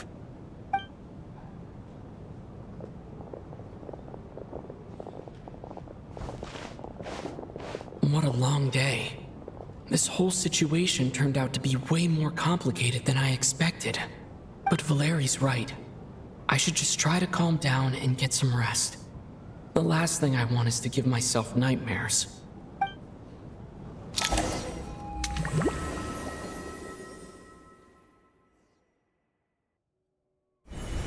He's awake! He's awake! Get over here, you big lug, and take a look! If you must call me something, call me Mr. Door. The Black Mist is coming. You need to go. Are you all right? Can you walk? We just got attacked by monsters on our way up. That Mr. Door fellow protected us. He just seemed to come out of nowhere. Not much of a talker, but when it comes to taking down monsters, that man doesn't hold back. Curses! The Black Mist is catching up to us. We need to keep going. Mr. Door, I don't believe I've ever seen you around here before. Why is that? There's no need to try to get to know me. I'm just Mr. Door. I have to find the door. Mr. Door! Monsters! Quick, get rid of them! I can just push these ones off. Oh. Well, anyway, we're lucky to have you here. Thanks for saving us earlier. No need to thank me. This is where my duty lies. So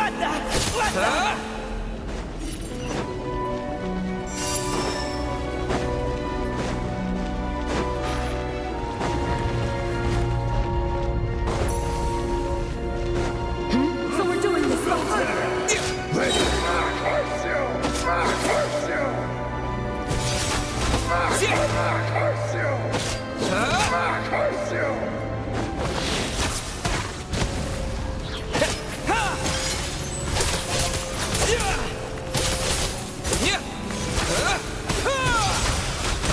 You win this.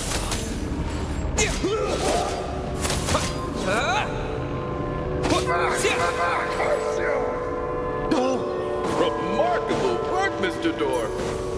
If I had your muscles, I'd do the same.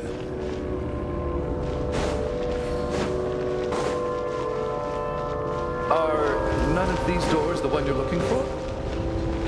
No.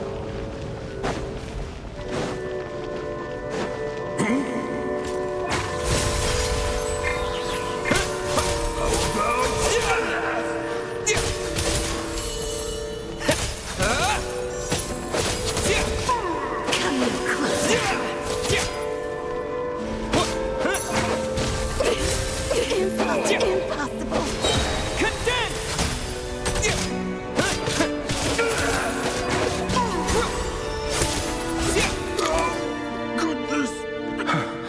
I'm so exhausted. And the black mist is still rising. Oh, wait, look! There's more monsters down there. Are they coming from within the black mist? No, no! They're gaining on us! Quick, keep going, or they'll be at our heels any second!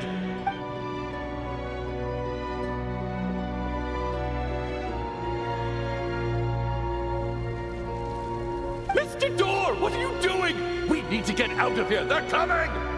Found it. This is my door. What? You mean you're going to stay here? I am a door. This is where my duty lies. No! You saved us. We can't leave you behind. You must keep going. A door can only keep things out for so long. You must make haste. But... Oh, you're right. Let's go. We can't let Mr. Door's sacrifice be in vain.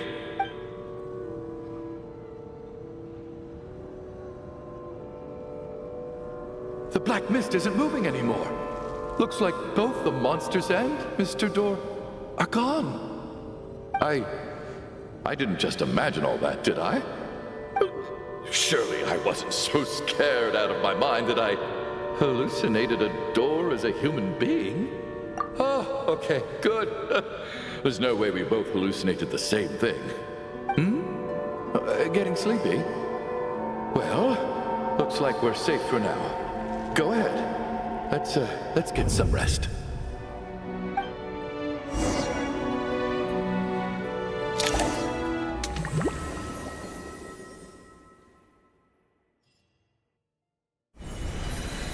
What time is it? Is it morning? I think I had a nightmare. I guess everyone's still asleep? These past 2 days have been exhausting. Valeri's keeping watch though, so he's probably the only one awake. Valeri?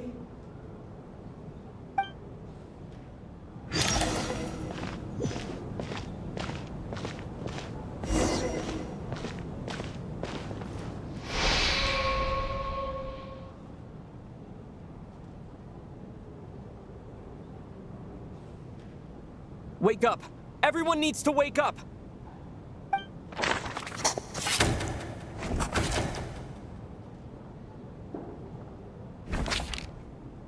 Just like the last 2 nights. No clear cause of death. I've been a real thorn in your side, haven't I, Mr. Valeri? Now you can rest in peace. But for me, life will be all the duller for not having to run away from you, my friend. How's Tonya? Is she okay? I just checked on her, and it doesn't seem like anything serious. She's just exhausted from the past couple of days, and she's still recovering from her illness. We should let her sleep a bit longer. That means Valeri was the only one who died last night. If Valeri was awake and keeping watch, it would have been impossible to kill him without waking everyone else up. That much is certain. This is so frustrating. Why has nothing changed since yesterday? I thought we already dealt with the dead person causing all this. Actually, one thing has changed. There's only one victim this time, not two. Does that mean...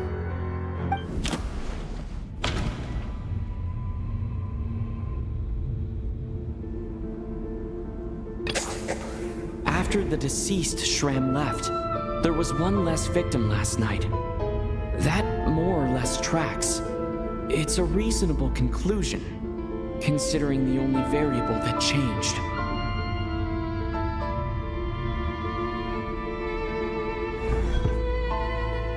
The number of people who die each night is equivalent to the number of dead among us. That's your theory, right? Exactly. We identified Mr. Shram, and the night after he left, the death toll dropped from 2 to 1. By that logic, there must be one more dead person left among us. Another one?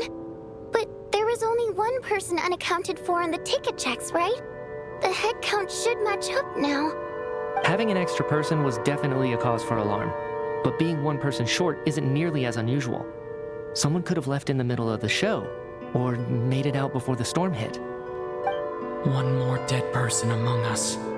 If Mitya's theory is right, then what Odette told me seems a lot more relevant.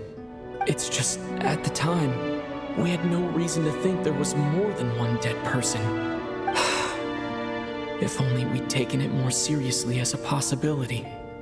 Maybe this could have been avoided. I'm sorry. This is my fault. I had information that could have been helpful, but I held back. I should have brought it up right away. I'm partly to blame as well. I was too quick to dismiss Odette's concerns. What is this about? What have you two been getting up to behind my back? Sounds like there's some big news you've been keeping from the rest of us. Well, we're all ears.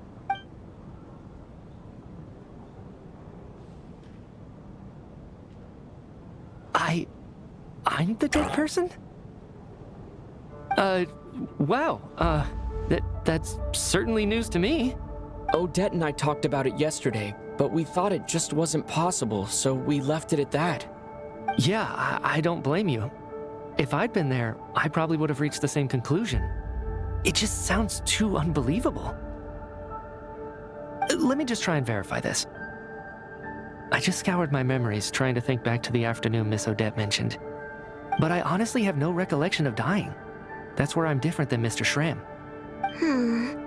Having seen Mr. Mitya a few days ago myself, I also find it hard to believe he could be the other dead person among us. Well, if it isn't Mitya, then who? Do we vote on it? If you don't mind me asking, Traveler, I believe you mentioned that you know Tonya's brother. Had you ever met her before all this? No, never. Wait, are you saying... Now just 1 minute. I know where this is going. You can't just randomly point a finger at anyone you want. You're in the hot seat, and all of a sudden you want to divert our suspicions onto somebody else? Trying to pick a fight, Mr. Chuganov? Whenever you open your mouth, all you do is attack people, and I've had enough of it. If you don't want to engage in a civil discussion, you can shut up. You little brat! Did Mitya ask about Tonya because he suspects her? I suppose I only identified her by age, and nothing else. Could that mean... I'm just saying, you're going around casting suspicion on people for no reason. How could Tonya be dead? I can vouch for her if nothing else. I've seen her before. She's the sister of that Harbinger, isn't she? The one called Child. Oh, really? You're telling the truth? Since being here, I don't think I ever mentioned she was Child's sister specifically. Does Chuganov actually know her? If Chuganov can vouch for her, then it can't be Tonya either. In which case, it seems unlikely that there's another dead person among us at all. Miss Odette, could you go over that afternoon with me one more time, when you found me dead? No problem.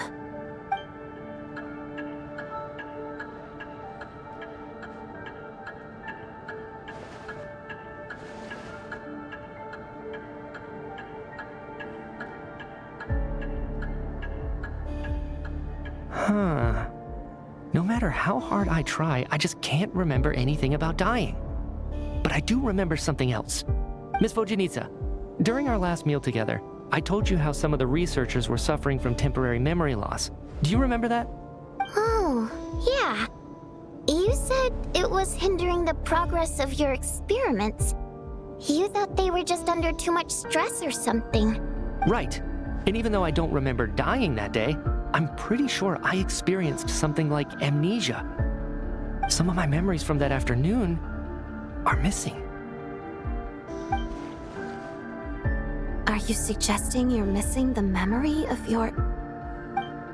Of course. How am I only just realizing this? Humans aren't necessarily aware of their own death. You mean being silently assassinated, or dying in your sleep? Situations like that? The researcher's amnesia. Suddenly it all makes sense. I must thank you, Odette. I think your perspective just helped me reach a breakthrough on a series of issues that have been troubling me for quite some time. All right. It's decided then. I'll be the one to leave today. Oh, leave? Hey, wait a minute. Aren't you rushing into this? What if you're wrong? You'll pay with your life. Come on, kid. Aren't you gonna fight for your life? This seems like a rash decision. I have other reasons beyond what's been discussed. In fact, thinking back, I remember during Miss Odette's performance, while I was sitting in the audience stalls, a brilliant new idea for my research popped into my mind. But then, my train of thought suddenly cut off. I can't remember it now at all, and I didn't take any notes. I guess that must be another instance of temporary amnesia. No. Hold on. I see where you're going with this. You're suggesting that each instance of temporary amnesia is a death, right? There's a glaringly obvious flaw in that idea, no? How can one person die so many times? I believe Miss Odette's account. During the period where my memory is blank, I must have been either dead or in a similar state. All it would take is for the same thing to happen in the theater, and I would come under the effect of the ley lines in this vicinity. This increases the likelihood of me being the deceased, does it not? But... There's no evidence to suggest that anyone other than me is a candidate for the deceased. So allow me, as a scientist, to treat this as an experiment. Please relax, everyone. I don't think things are as bad as they may seem. If I really am the deceased, then to leave the theater will be a relief for me. If, on the other hand, I'm still alive right now, well, apparently you've all witnessed my resurrection recently anyway. Who's to say I won't return from the dead again this time? Mitya's right. This is the only thing we can try right now. I think he's deliberately downplaying the gravity of the situation, though. He probably doesn't want to burden everyone. What is a scientist if not someone who gambles on experiment after experiment in an attempt to obtain the truth? With this snowstorm, the ley line phenomenon, ghosts of the dead, and my amnesia, we've been paralyzed by not knowing and powerless to do anything about it. It's a terrible feeling. But if I do get resurrected, you can be sure that I'll come back with the truth of all this. Just you wait.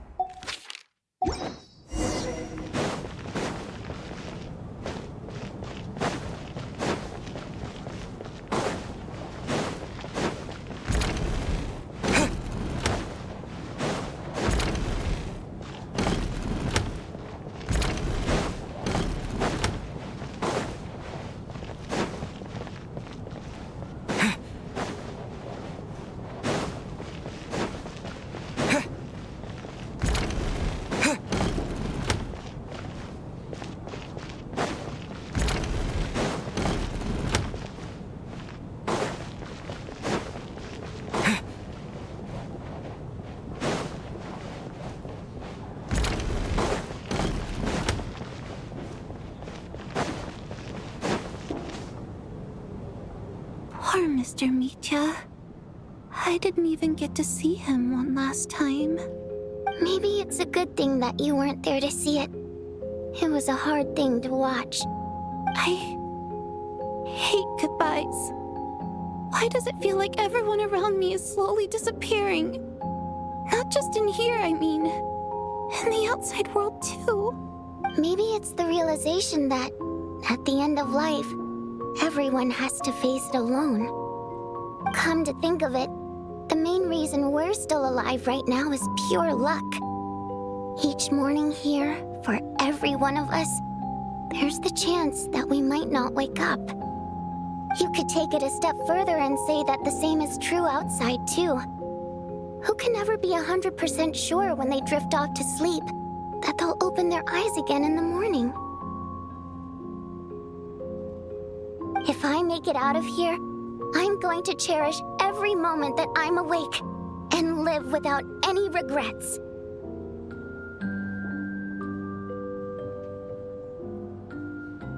Without regrets.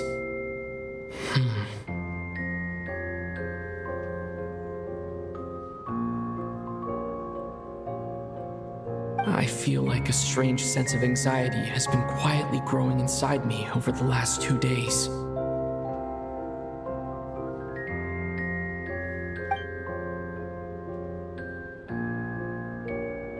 Are you okay?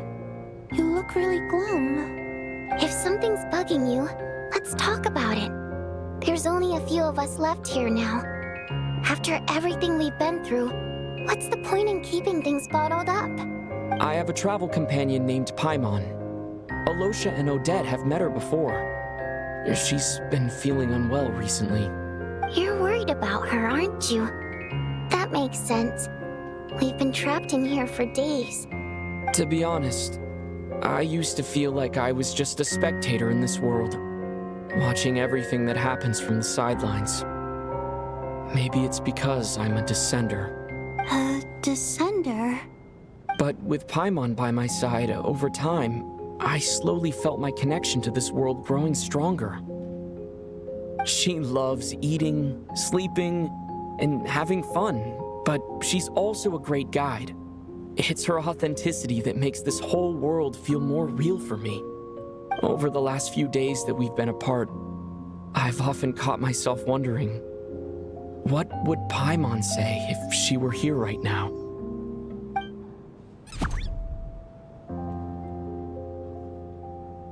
But by the time I snap out of it, the conversation has already moved on, and I'm still in my own little world.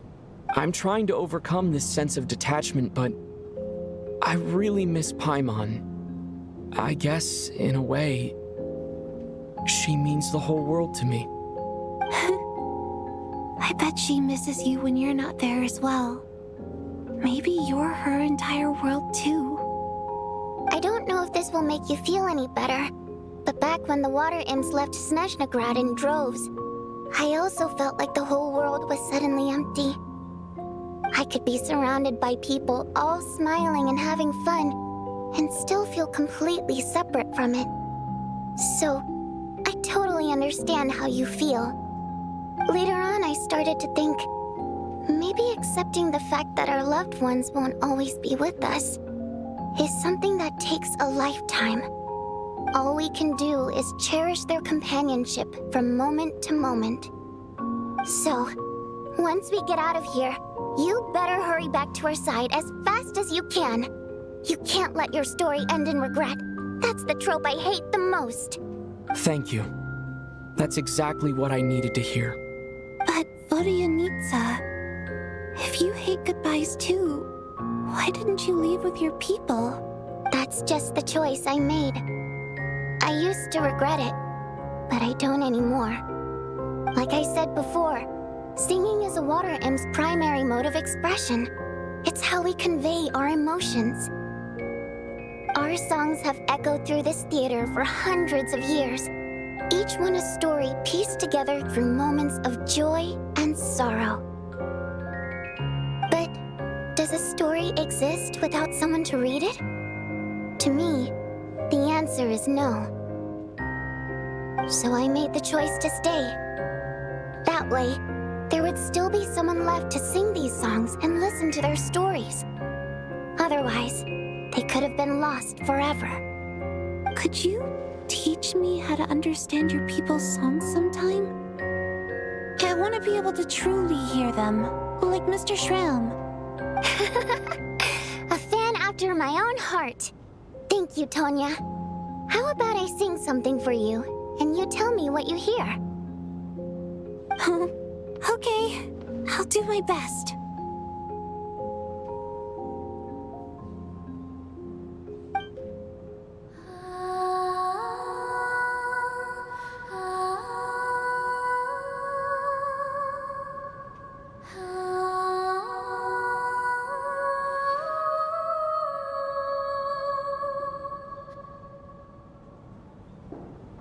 I've never heard that one before. I feel like I can hear a sense of longing somehow. I wonder why that is.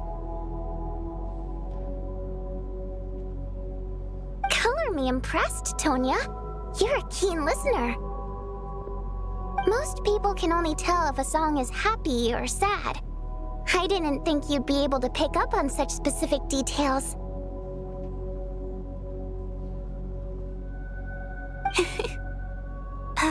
So, what's the song about then? Come on, tell me! I've actually never performed this song in the theater before, because it has more of a ceremonial purpose for our people. It's not meant for the stage. It means something like, "May those we have lost watch over us, and follow this song back home in the night, so that we might be reunited once more."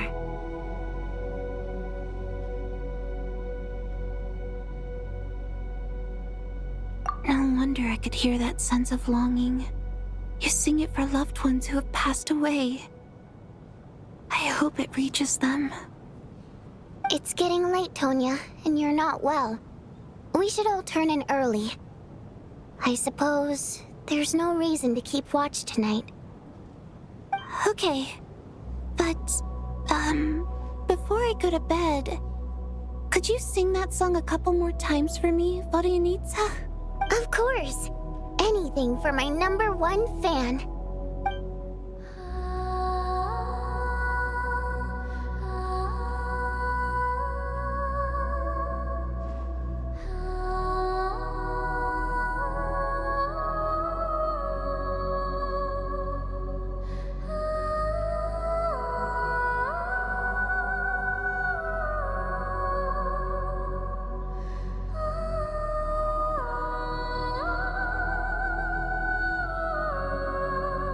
Once I get out of here, I definitely don't plan on ever coming back. But I guess that means I'll never get to hear Vodianitsa sing again. That's a sad thought. Before I fall asleep, I should cherish this moment of companionship while it lasts.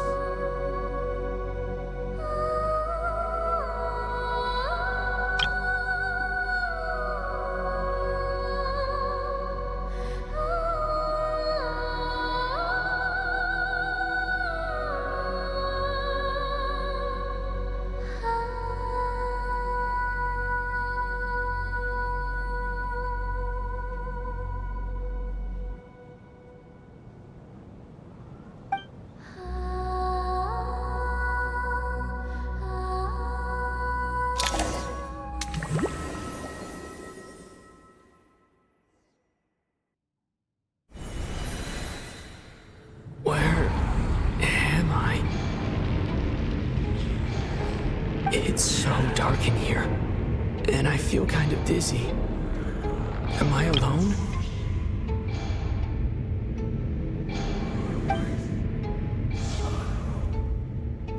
Huh? What was that noise?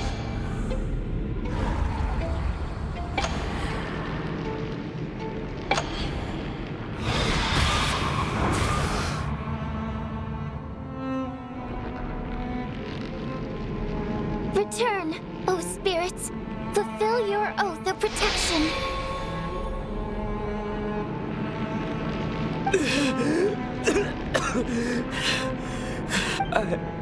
I'm alive?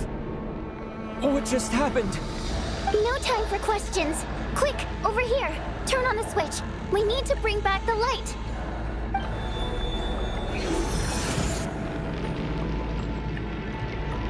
All right, we're safe. The spirit just now is called Night Prayer. The light subdues her, but she'll attack without a second thought in the dark. Sort of. I know it's hard, but you can't let this place go dark, or she'll kill you again. Yep. Luckily, I was here to resurrect you. Otherwise, that'd have been a real bummer. A bit more than a bummer, I'd say. Wait, so you have the ability to resurrect people? Sure I do. I'm your guardian spirit after all. I specialize in soul recall. Oh, it's nice to meet you, by the way. Thanks. It's nice to meet you too. All right, there's no time to waste. The black mist is already catching up. We need to avoid it at Night Prayer at all costs. Come on, let's go. We need to reach the next switch before the place gets too dark. If we bring the light back, Night Prayer won't be able to get to us. Sweet, sweet light! It's back! Shh! It's Night Prayer. We need to move quick, but don't let her notice you. Look out!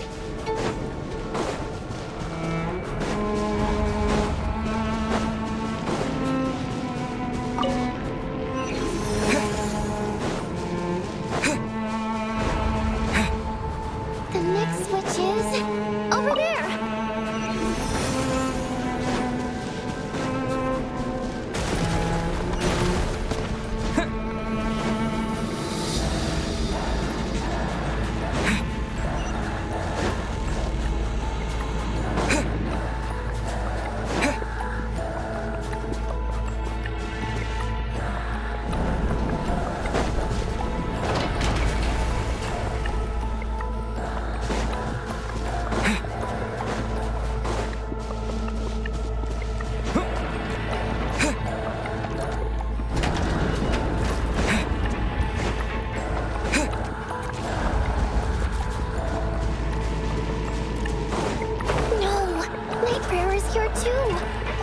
This can't be the only path.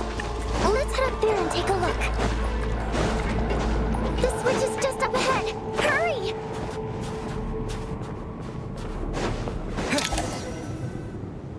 It's too dark. We're not gonna make it. Come on, faster!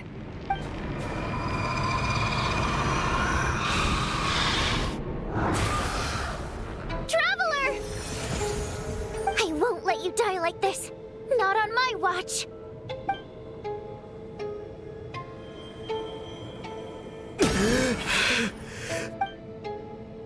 Even though it's not permanent, dying is definitely not a pleasant experience.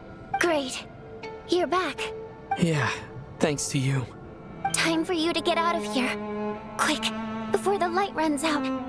What about you? You're not coming with me? I can't. I've already been used up. A guardian spirit's skills are finite. I can only resurrect someone so many times. I might not look any different, but my essence has been exhausted. Now, I will slowly start to fade away. I can go no further.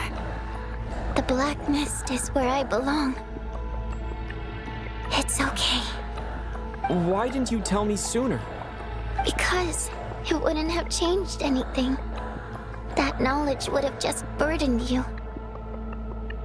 And a guardian spirit's role is to protect. But... Go. Now, before it's too late. I already hear Night Prayer approaching.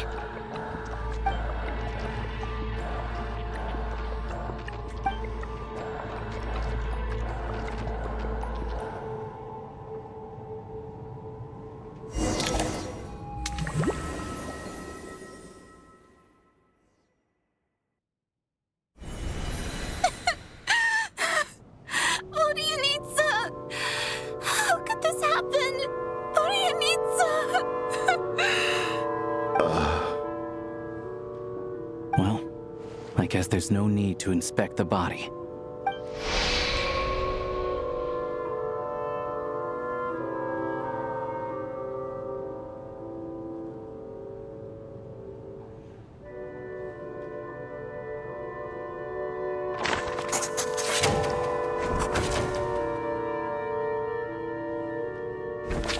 wasn't supposed to happen.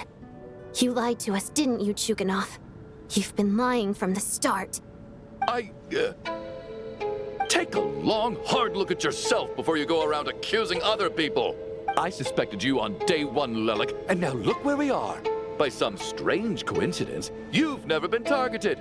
You just happen to have survived this long? No, you should be the prime suspect. And you, little hunter, ever so content with staying on the sidelines. Yet you were the one who stopped us from leaving from the start. Why are you trying to keep us here? Now you're just lashing out indiscriminately. That's either a sign of anxiety or a guilty conscience. Where was all this passion and bravado before? Decided to fight until the bitter end. Is that it? Is that a threat? Fine, bring it on. You think I'm afraid to die after all this? You want to kill me? Go ahead. I'd like to see you try. After all the trauma of the past few days, everyone's been pushed to the breaking point. Valeria and Mitya aren't here anymore. Someone else needs to step up and take charge. But first, I need to think this through. Considering everyone left, who's the most likely candidate for the deceased?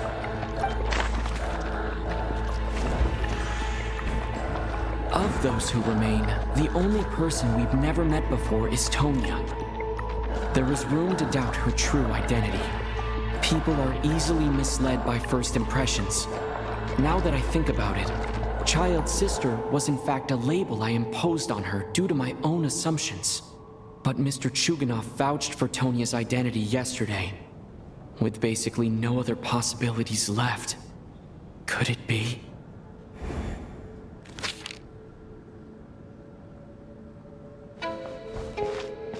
Tonya, how's Tusser been lately?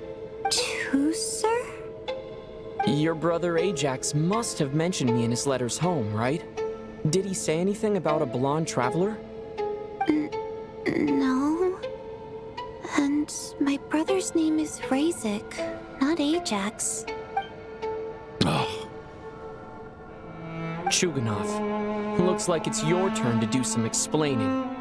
Yesterday, you said you could vouch for Tonya. Why did you give us a false testimony? I knew you were behind this, Chuganov. You've been lying through your teeth from the start. Everything about you is fake, down to the wife and daughter you're always talking about. Your entire family man persona is a charade, isn't it? That night, when I infiltrated your place as Lelik, I noticed you were home alone. Didn't think much of it at the time, just thought everyone else was out. But thinking back on it now, that doesn't seem very likely. My guess is, you live alone, don't you? Even that was a lie? But why would he lie about having a family? Oh, curses. Oh, why is there no end to this blasted snowstorm? If it would just stop! I think I remember now. I know how I ended up here. It feels like a distant memory. But at the same time, it's just like it was yesterday.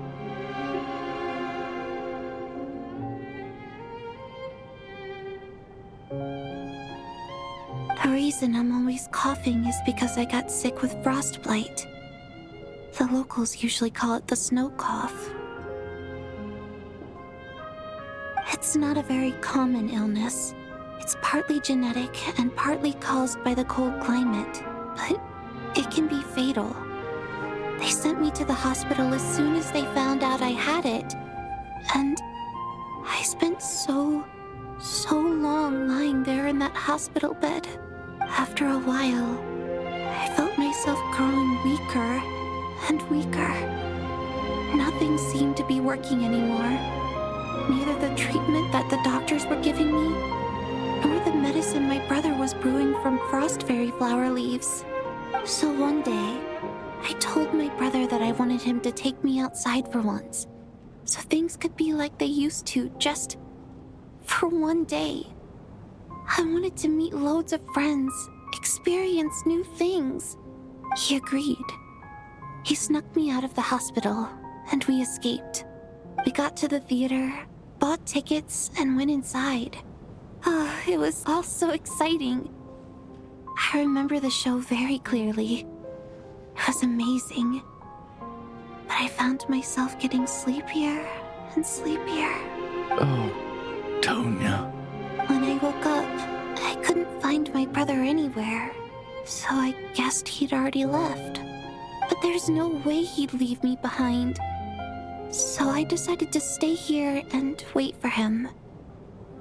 At the time, I figured he'd probably gone to brew some more medicine for me.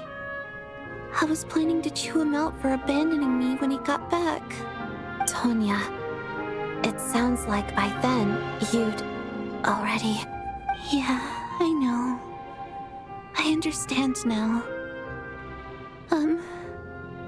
Dead, aren't I?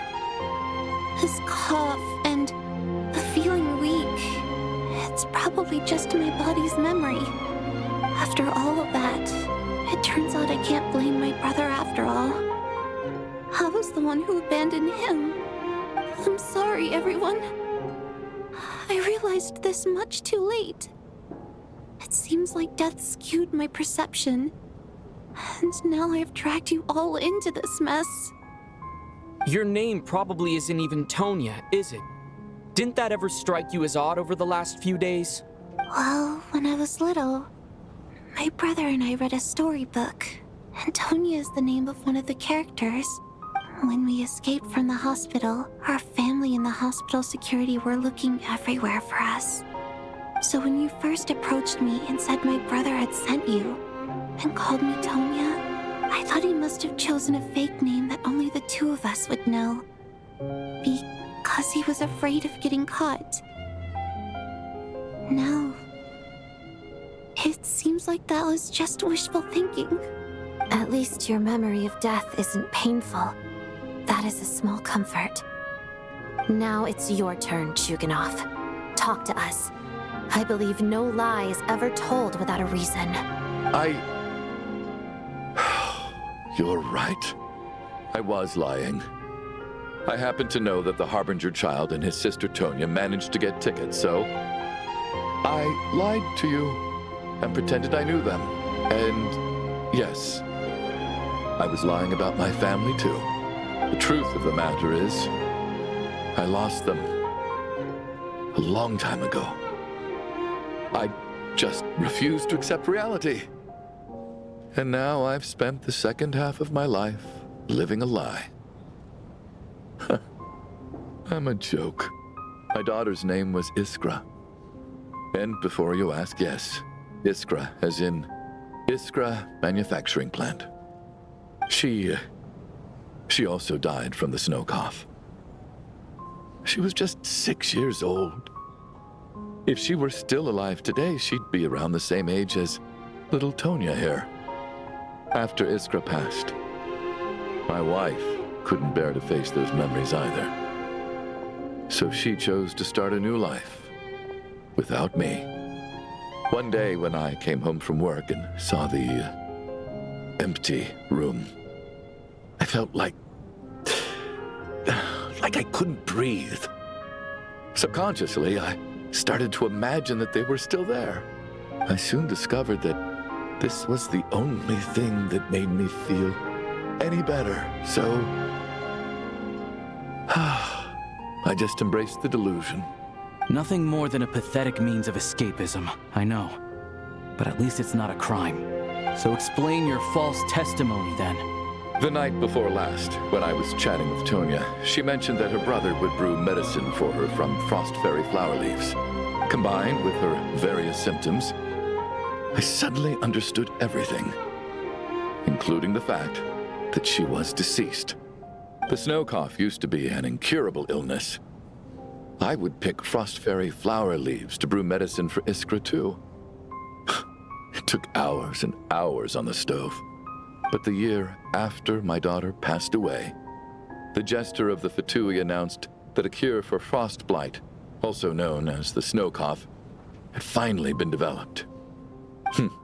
It turned out that all previous treatments were completely ineffective. No better than random concoctions. That was the final straw for me. I just couldn't take it anymore. Just one more year. One more year. and everything would have been okay. So, more than anyone, I know full well that in this day and age, no one in their right mind would still be using frost flower leaves to brew medicine for the snow cough. Poor Miss Tonya, therefore, had to have been from an era when snow cough was still a terminal illness. So, you projected your daughter onto her? Even though you knew she was one of the dead? That doesn't make any sense. You knew she was already dead. What did you hope to achieve by protecting her? I just don't believe in your crackpot theories, nor do I approve of your actions. How can you just declare a living person dead and throw them out into that snowstorm? Mitia's gone. My good buddy Shram's gone. And now it's Tonya's turn, isn't it? The others I can make my peace with, but little Miss Tonya, here she is, standing right in front of us, alive and breathing, and fighting her own battles. Yet you're quite happy to say she's dead? I just want her to live. Once this snowstorm is over, the very moment it stops, I'm going to march out that door and find someone who can fetch the very best medicine for her snow cough. I'll be damned if I'm gonna let you cast her out into the snowstorm before I have the chance to cure her. Not again! Not this time! Not when the cure is right within our grasp! I'd never be able to forgive myself. Mr. Chuganov, stop. I can't let you do this. Tonya. By the sounds of it, you've known I was dead since the night before last, right? I really liked Mr. Valeri, Mr. Mitya, and Miss Vodyanitsa.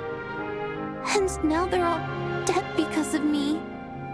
I'm not happy about that. The reality is, you've been trying to fight your own demons through me. But all you've really done is trap me inside your delusion along with you. No! Listen to me. I want to save you. I do! Well, at this point, I'm quite sure that I'm dead. I don't need to be saved. The time I got to spend with all of you is more than enough for me. Despite all the bad things that kept happening, I got to meet so many interesting people and spend so many days and nights by your side. Since the day I escaped that hospital until now, this has been an adventure I never even dared to dream of. I'm very fond of you all. If it were only possible, I'd trade my soul to bring back the ones who died. If it meant things didn't have to end like this. And that's why I'm not fond of you at all, Mr. Chuganov. I'm sorry. It's them that you owe an apology to, sir. Not me. Well then, I suppose this is it. It's time for my adventure to end. I've caused enough trouble. You're leaving already? It's still early. Don't you want to stay a little longer? No, thank you. Oh, and by the way, my name is Patoshka. It was nice meeting you all.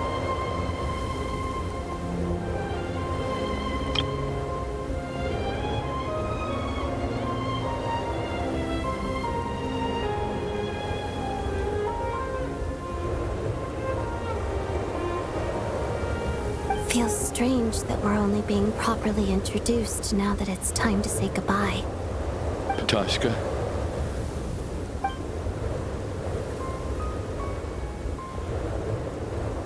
What are you doing, Chuganov? Are you crazy? Let me leave. I can't keep lying to myself anymore. In your dreams. Don't think you're getting off that easy when you had a hand in the deaths of so many people. The Fatui have honed quite an array of enhanced interrogation techniques since they were founded. Once we're out of here, Lelik will personally give you a taste of every last one.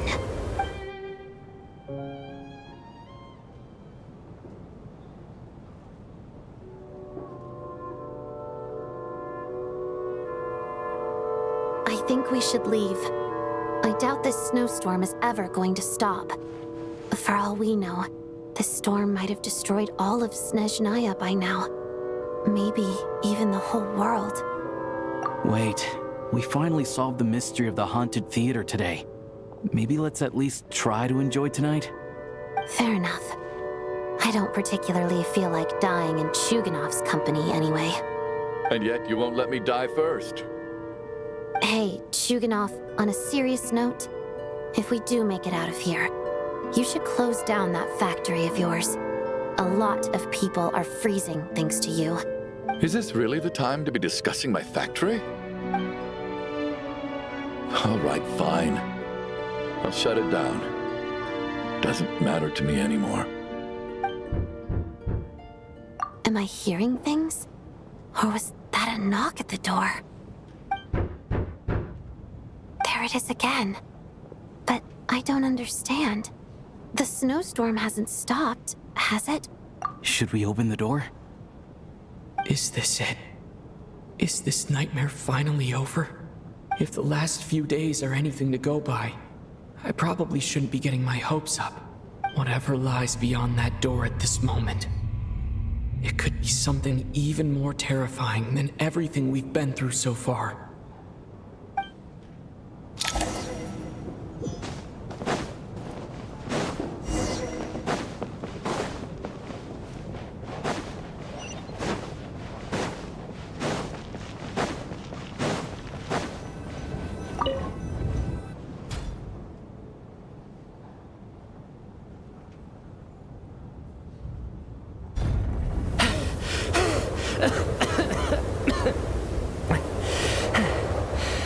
Hey everyone, I'm back.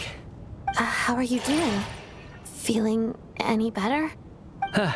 Much better, thanks. Whew, it is so good to have you guys here. I was a little worried that the theater would be empty by the time I got back. Let me see. Tonya and Vodyanitsa are missing, which means Vodyanitsa died last night. And then you discovered that Tonya was the other dead person. Am I right? Not Tonya. Petashka. First, tell us how you made it back here. Given the conditions outside, no one should be able to return alive.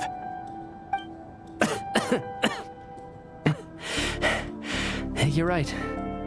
The thing that got me back safely was a song. I heard someone singing. After walking into the snowstorm, my mind grew hazy. I don't know how long I walked through the storm before my mind completely slipped away. Then, suddenly, I heard the sound of singing. The voice instantly brought me back to my senses, and I regained consciousness. So I followed the voice, searching for the source of the singing. I searched and searched, until finally, just a few moments ago, there was the entrance to the theater, right in front of me. I've actually never performed this song in the theater before, because it has more of a ceremonial purpose for our people. It's not meant for the stage. It means something like, "May those we have lost watch over us, and follow this song back home in the night, so that we might be reunited once more." That must have been Vodyanitsa's Requiem. Who knew it actually worked? That song is meant to guide the souls of the dead. Mitya, that must mean that you... Huh. No kidding. Huh, seemed like I guessed right then. This is what I've been so desperate to tell you about. When I first stepped out of the theater, I was still quite lucid. My memory of it is still pretty intact. I remember the outside world being completely different than what I'd expected. It was like this was a world where only the snowstorm existed. There wasn't a trace of any humans or buildings ever having been there. I don't know how else to describe it, except to say that it just didn't seem like the real world. And as for the Requiem, if I was guided here by Vodyanitsa's song, it can only mean that I must already be dead. And this is my soul, not my body. But I didn't experience a clear moment of death while I was out there. Nor do I feel any different now than before I walked into the snowstorm. You don't seem any different to me either. In fact, this is something I've been wondering about for a while now. If souls aren't physical, shouldn't they lack tangible form? Both Shram and Patoshka were clearly deceased, and yet their souls didn't look or feel like ghosts at all. They were visible, tangible, no different than you or me. This raises a truly terrible thought. Is that really what Mitya is suggesting?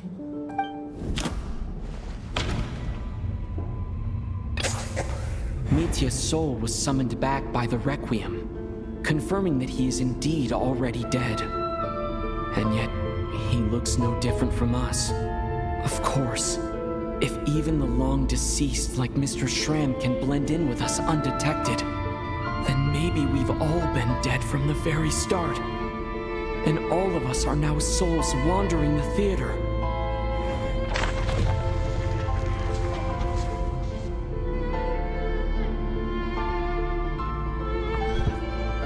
Yes.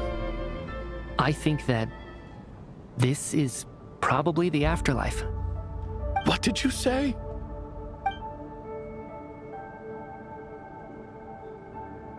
You heard me.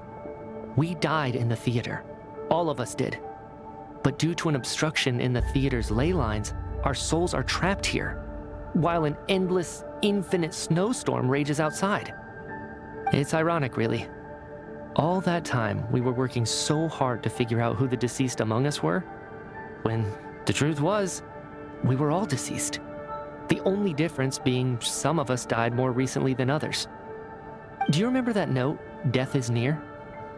Seems like we misunderstood what it meant after all. Death was nearer than we wanted to think all along. The note simply meant that all of us were already dead. So all our attempts to survive, our search for the deceased, it was all for nothing? Hard to say. At the very least, we helped 2 lost souls find clarity and go to where they belong. The presence of those 2 is probably what caused our souls to be drawn in by the ley lines. In which case, the deaths we've awoken to over the past few days were just souls returning to the ley lines for good. If what you're saying is true, doesn't that make us the lost souls now? Huh, no wonder.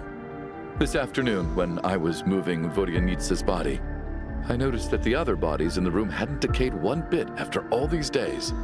That's further proof that those aren't physical bodies at all, but merely our shells here in the afterlife. Am I really dead? This doesn't feel real to me at all. No, that's impossible. This cannot be how it all ends.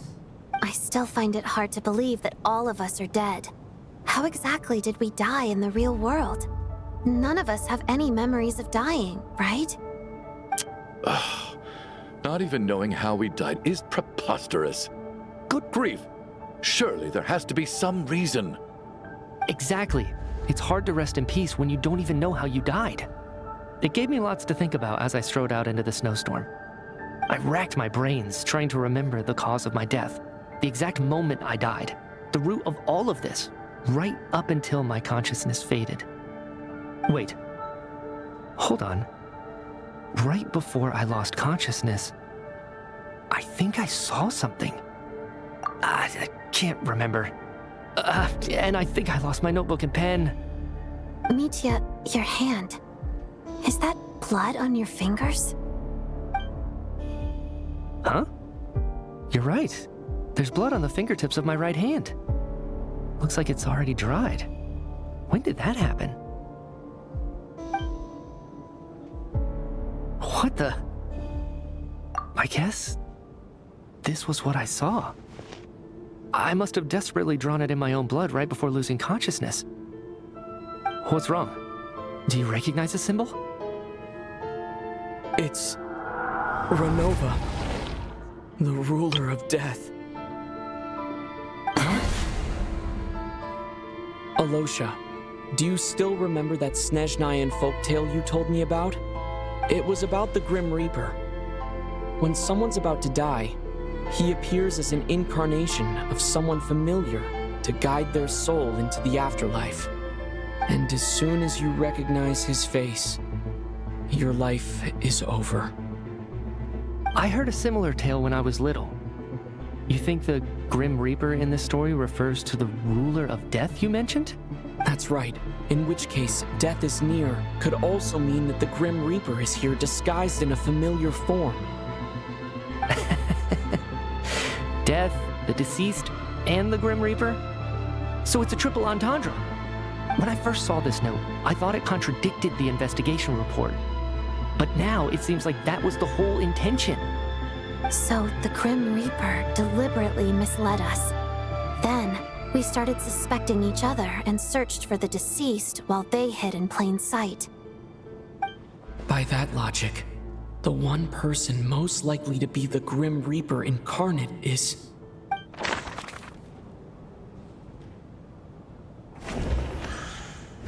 Identifying the Grim Reaper is a major decision to make. I should think it over carefully.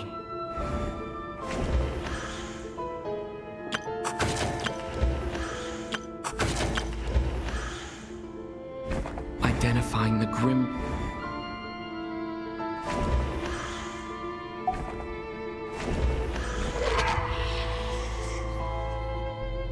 No doubt about it. It's Alosha. Looking back at how everyone has acted over the past few days, Alosha is most likely the Grim Reaper lurking among us.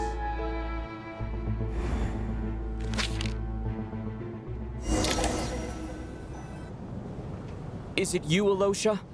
You were the first to discover the investigation report, and you had plenty of time to slip the note inside to mislead us. So? Surely you can't suspect me based on that alone. What if someone else found the investigation report first, slipped the note inside, and then put it back without telling anyone? There's no denying it. The note could easily have been slipped in much earlier than it was discovered. That's not all.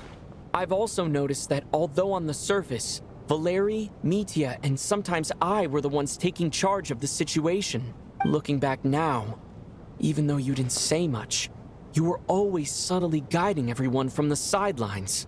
What do you mean? You were the one who emphasized how dangerous it was outside and insisted we all stay here. It was also you who suggested that we all sleep in the same place. And earlier today, you tried to convince Patashka to stay. I don't understand why, but it was out of character. So, you didn't understand my intentions, and now you're assuming the worst. Seems pretty unreasonable if you ask me. He still won't admit it. Fine. Let's see how he responds to the most damning evidence of all. The biggest question I have right now is, if the Grim Reaper is impersonating Alosha, then where's the real Alosha? When did they switch?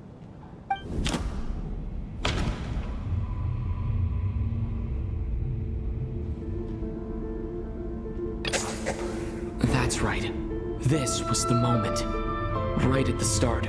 Before any victims had even emerged, Alosha was switched with the Ruler of Death while everyone's guard was still down.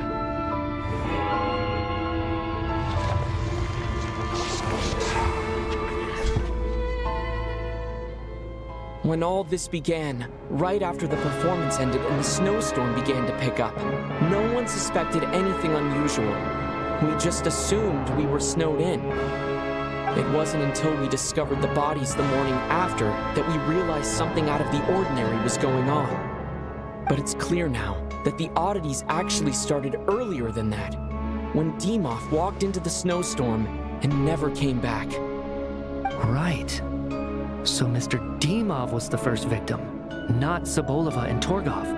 And if we pinpoint that moment as the beginning of this incident, then one thing becomes clear. Alosha, you are the only person who walked into the snowstorm and came back without the help of Vodyanitsa's Requiem. More precisely, Alosha never came back at all. The one who came back was the Grim Reaper. Not bad. Well, since you've backed me into a corner, I suppose there's no point in keeping up the act anymore. Alosha? You're the Grim Reaper? I am no such tired cliché. Mortals should address me as the ruler of death. Before being wiped out for good, you identified the two deceased, and even sensed my presence. A commendable achievement. Far beyond what I expected. I heard you can ferry souls. Those deaths each night. Were they your doing? Your initial conclusion was correct. Due to the existence of the two deceased, the ley lines yearned to reclaim those long-lost souls. Every night they devoured an equal number of souls to fill the void. This required no intervention from me. Though, of course, ferrying souls is indeed my authority. Here, take a look.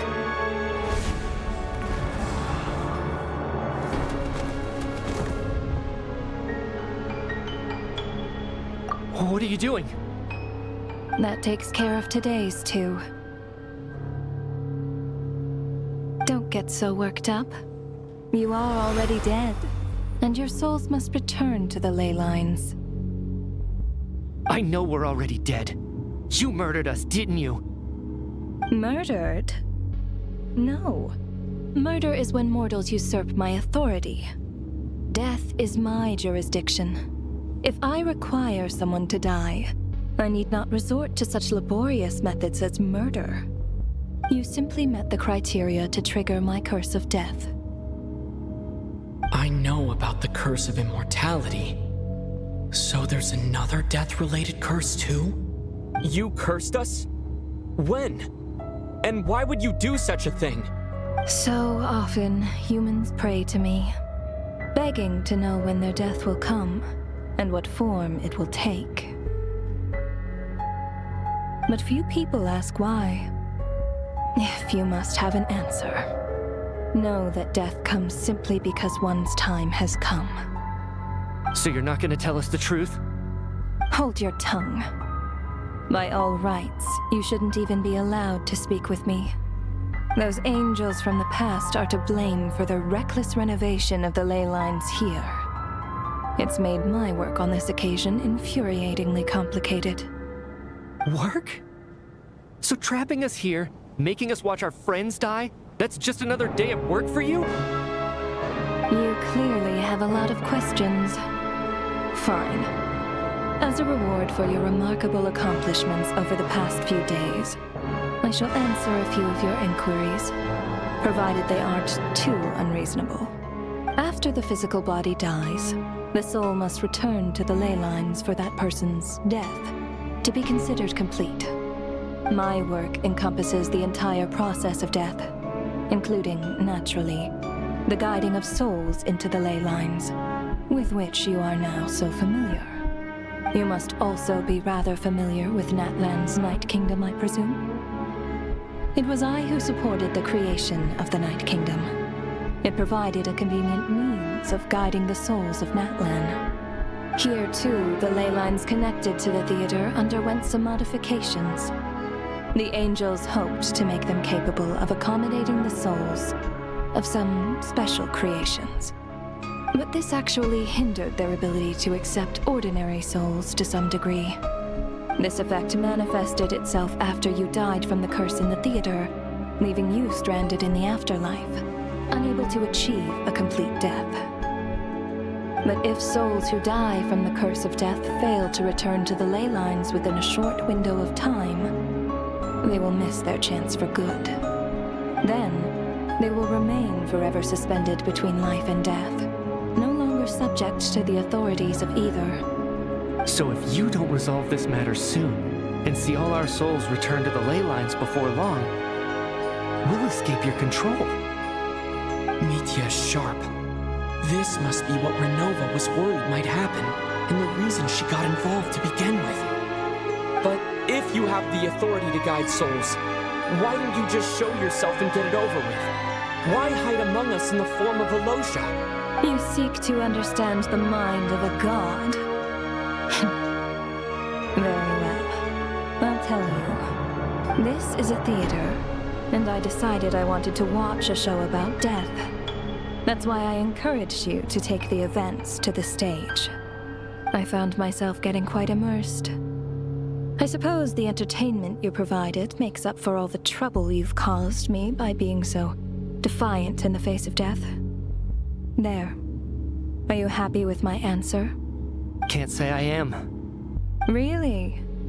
But it fits the stereotypes you humans have about gods. Just moments ago, you were complaining about how infuriatingly complicated your work here has been. Work is work, I get it. There are times when it's a huge pain, but you just have to get it done, right? That's a rather unique perspective for a human. You are in fact correct. There is a pain point in this case. Due to the obstruction in the theater's ley lines, there is a hard limit on the number of souls they can receive each day, making it impossible for me to ferry all your souls at once. Revealing my identity too soon would inevitably have led to futile resistance, and there was a risk that any souls who chose to run would disappear. Then there was the issue of the 2 lost souls you called the deceased. The way you resolved that quandary was all part of my design. That's what I don't understand. If all of us were souls of the dead, what made their presence among us special? For centuries, they have refused to return to the ley lines, exploiting the issues created by the angel civilization to resist being drawn in. Centuries of obsession accumulated during this process. You may think of this obsession as the resentment of the dead, and in this quantity, it was a bomb that could have detonated at any moment. It reached the point where I could not afford to leave it unchecked. But the only way to fix it was to help them acknowledge their own deaths, make peace with their regrets, and willingly walk into the snowstorm. Only then, with my guidance, could they finally return to the ley lines. Otherwise, you would not like to know what the consequences would have been.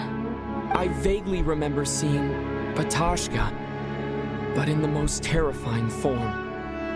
Was that in a dream? Is that what would have become of her if she hadn't returned to the ley lines? I see your dreams brought you many revelations. So you see, death in fact grants wisdom to mortals. Souls connect to all things in the world and see the chain of cause and effect between them. It's nothing unusual. Anyway, giving psychological counseling to lost souls is not my strong suit. That is more of an angel's role. It was something I could not resolve directly using my authority, so I decided it was easier to leave the bomb defusal to you. Meanwhile, of course, their presence caused the souls of other members of your party to return to the ley lines each night. From where I stand, that was killing 2 birds with 1 stone. As both issues slowly resolved one another without me having to lift a finger, all I had to do was stay close by and keep the situation under control. Then use my authority to wrap things up at the end. And, of course, while I was at it, I thoroughly enjoyed watching this drama, dealing with death from a mortal perspective, play out on the stage. Sounds like you had it all figured out, Grim Reaper. I just did the math. You said there's a hard limit to the number of souls the ley lines here can receive each day. It's 2, isn't it? That much is obvious, even to a fool. It's time to review this whole affair. If the ley lines can only take in 2 people per day, I need to go over the deaths from these past few days again.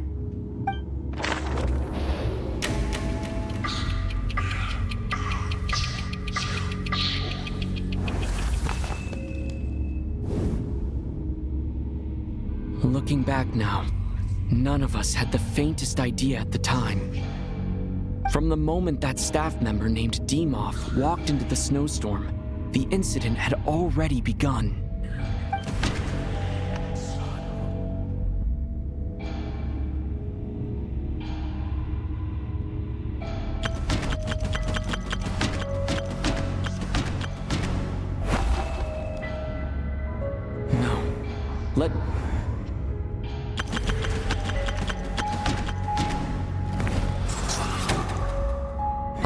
Was the second to walk into the snowstorm after Demoff to investigate.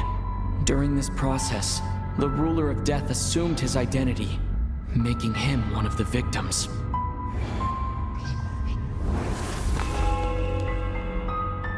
During our first night in the theater, everyone was caught up in the novelty of it all. No one could have expected there would be victims the very next morning. Despite all the confusion, and with the help of hindsight, we finally began to realize that something was amiss with the snowstorm.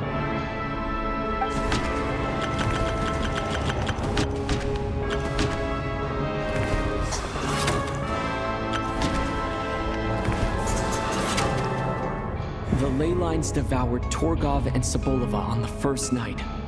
At the time, we thought this might be a murder case connected to Lelik.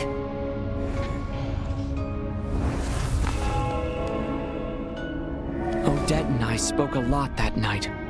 3 people were on watch, but in the morning, we discovered that someone had fallen victim all the same.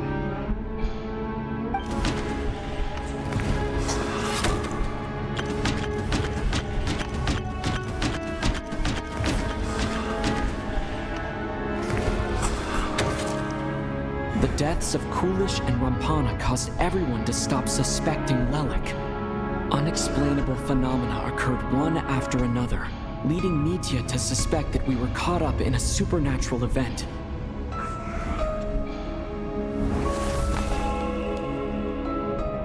Later, we discovered that there seemed to be an extra person among us, and subsequently discovered the existence of the deceased.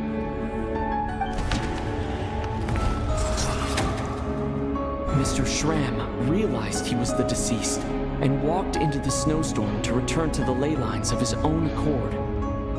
It turns out there really was a dead person among us.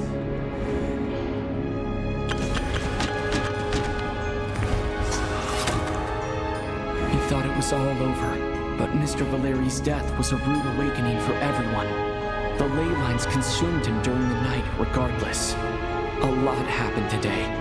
Mr. Valeri's death led us to discover the connection between the number of deceased and the number of victims during the night.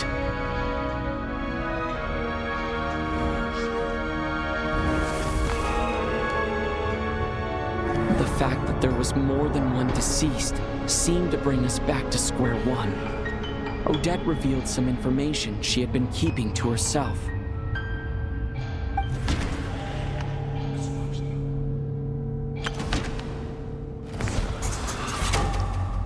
As it happened, Patashka filled the void left by Mitya's return from the ley lines by walking into the snowstorm this morning. The girl I thought was child sister Tonya turned out to be another of the theater's deceased.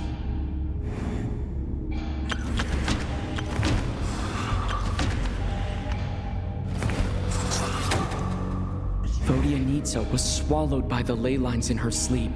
But the requiem she sang before falling asleep was quite a game changer. Come to think of it, Patashka was about to walk into the snowstorm at that time. And Renova, unaware that Mitya would return, was concerned that her soul would overflow from the ley lines.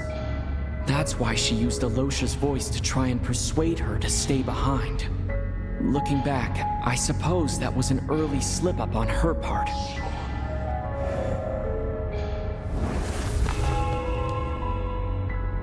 No one could have expected anyone who walked into the snowstorm to return. But just after nightfall, Mitya returned, bringing crucial information with him. Various truths began to surface, including that all of us were already dead and that the ruler of death was here among us.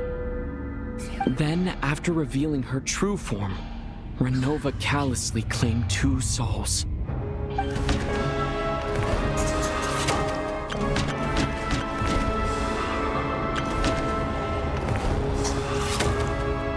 In fact, everyone was already dead by the time we took the photo. And in the days since, we've experienced many more partings in the afterlife. Now, only Mitya and I remain. And the true culprit behind everything still stands before us. In Mitya's eyes, I see the same anger and frustration that I feel.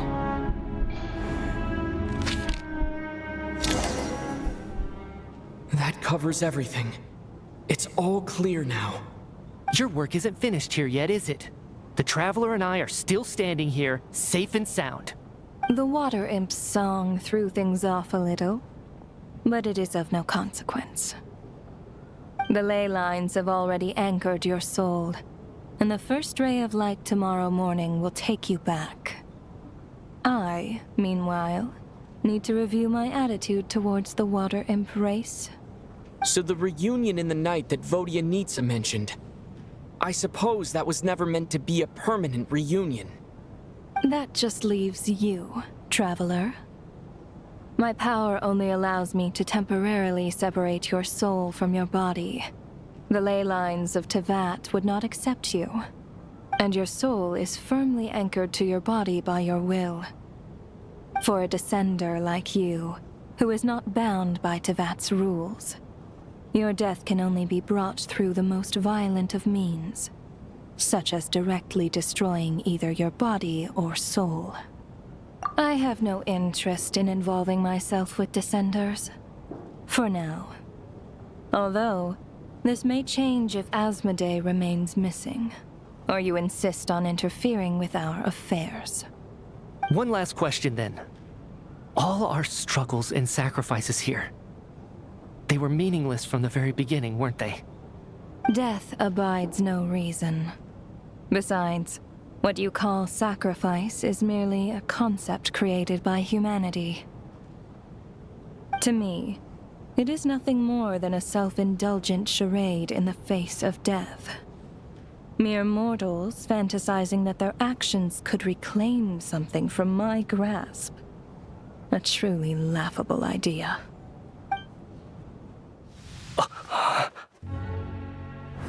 Grim Reaper, you really know how to get on my nerves. I'm not here to ingratiate myself with you.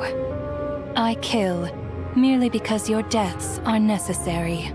Oh, you've made that quite clear. But humans don't take well to being scorned. Not even by the gods.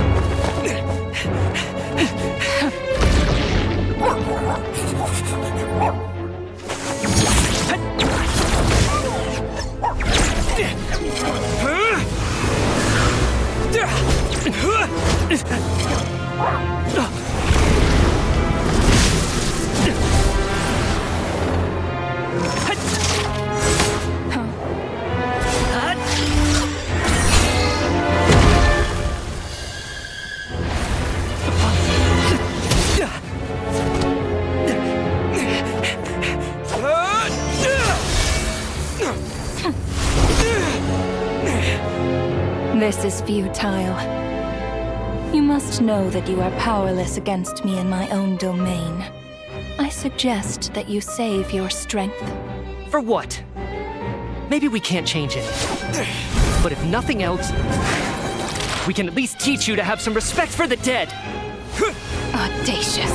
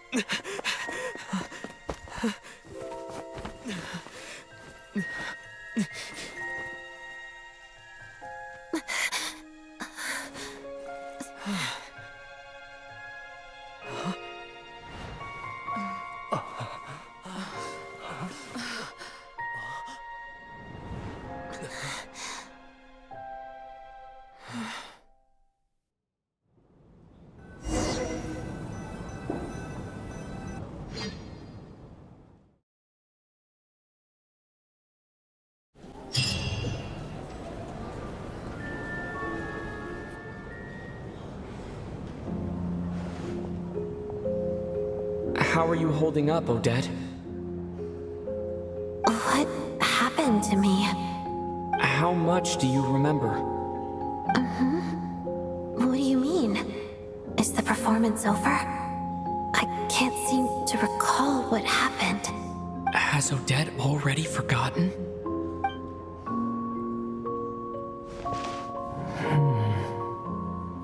Mitya? Oh, I'm sorry. I guess I spaced out there for a second. Remind me who you are? Don't you remember anything? Yeah, I remember now, comrade. Looks like we guessed right. Just like me when Odette found me at the Armory Palace. For some reason, everyone killed by the Ruler of Death eventually came back to life. Just with one catch. They forgot what happened while they were dead. Odette and the others have already forgotten everything. Why were you able to remember this time?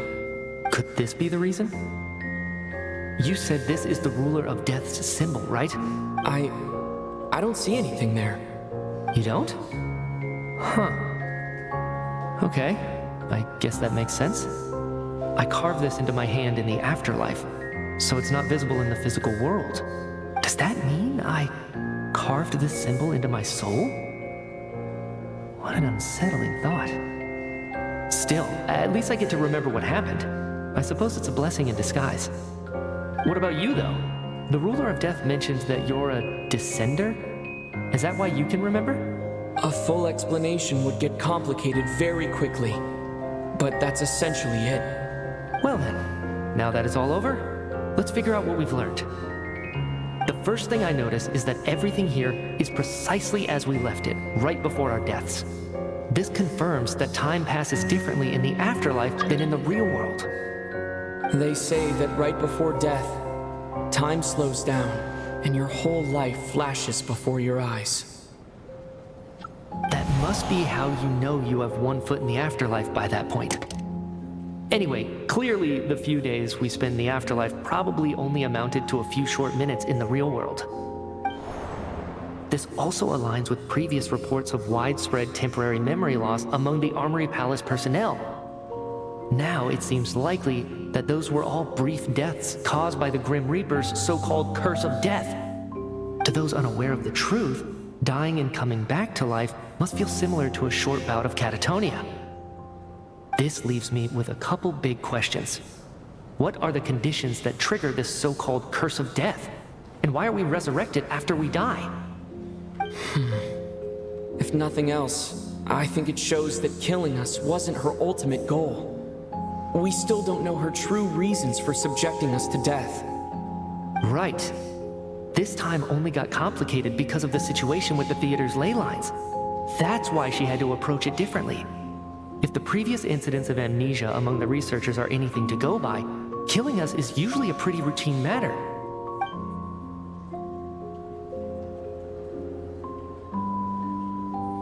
Come to think of it, wasn't I about to note something down before I died?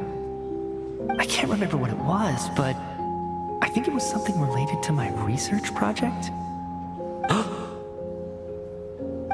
Sorry, Traveler. I'll catch up with you again later. Right now, I have to make a trip back to the Armory Palace. Sir, if I may, no one of your description has ever shown up in my investigations into Mr. Mitya's friends. Yet, you two seem very familiar with each other. Could you perhaps tell me where he was in such a rush to get to? And, by the way, have we ever crossed paths? Forgive the presumptuousness, but I feel a vague and indescribable sense of familiarity about you. I can explain everything. Could you help me gather everyone in the theater in one place?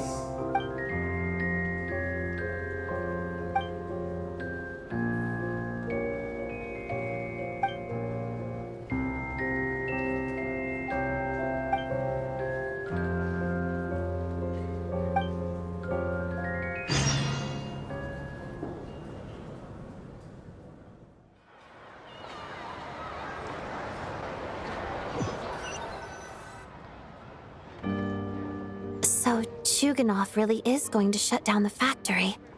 I guess this theater incident actually did us some good after all.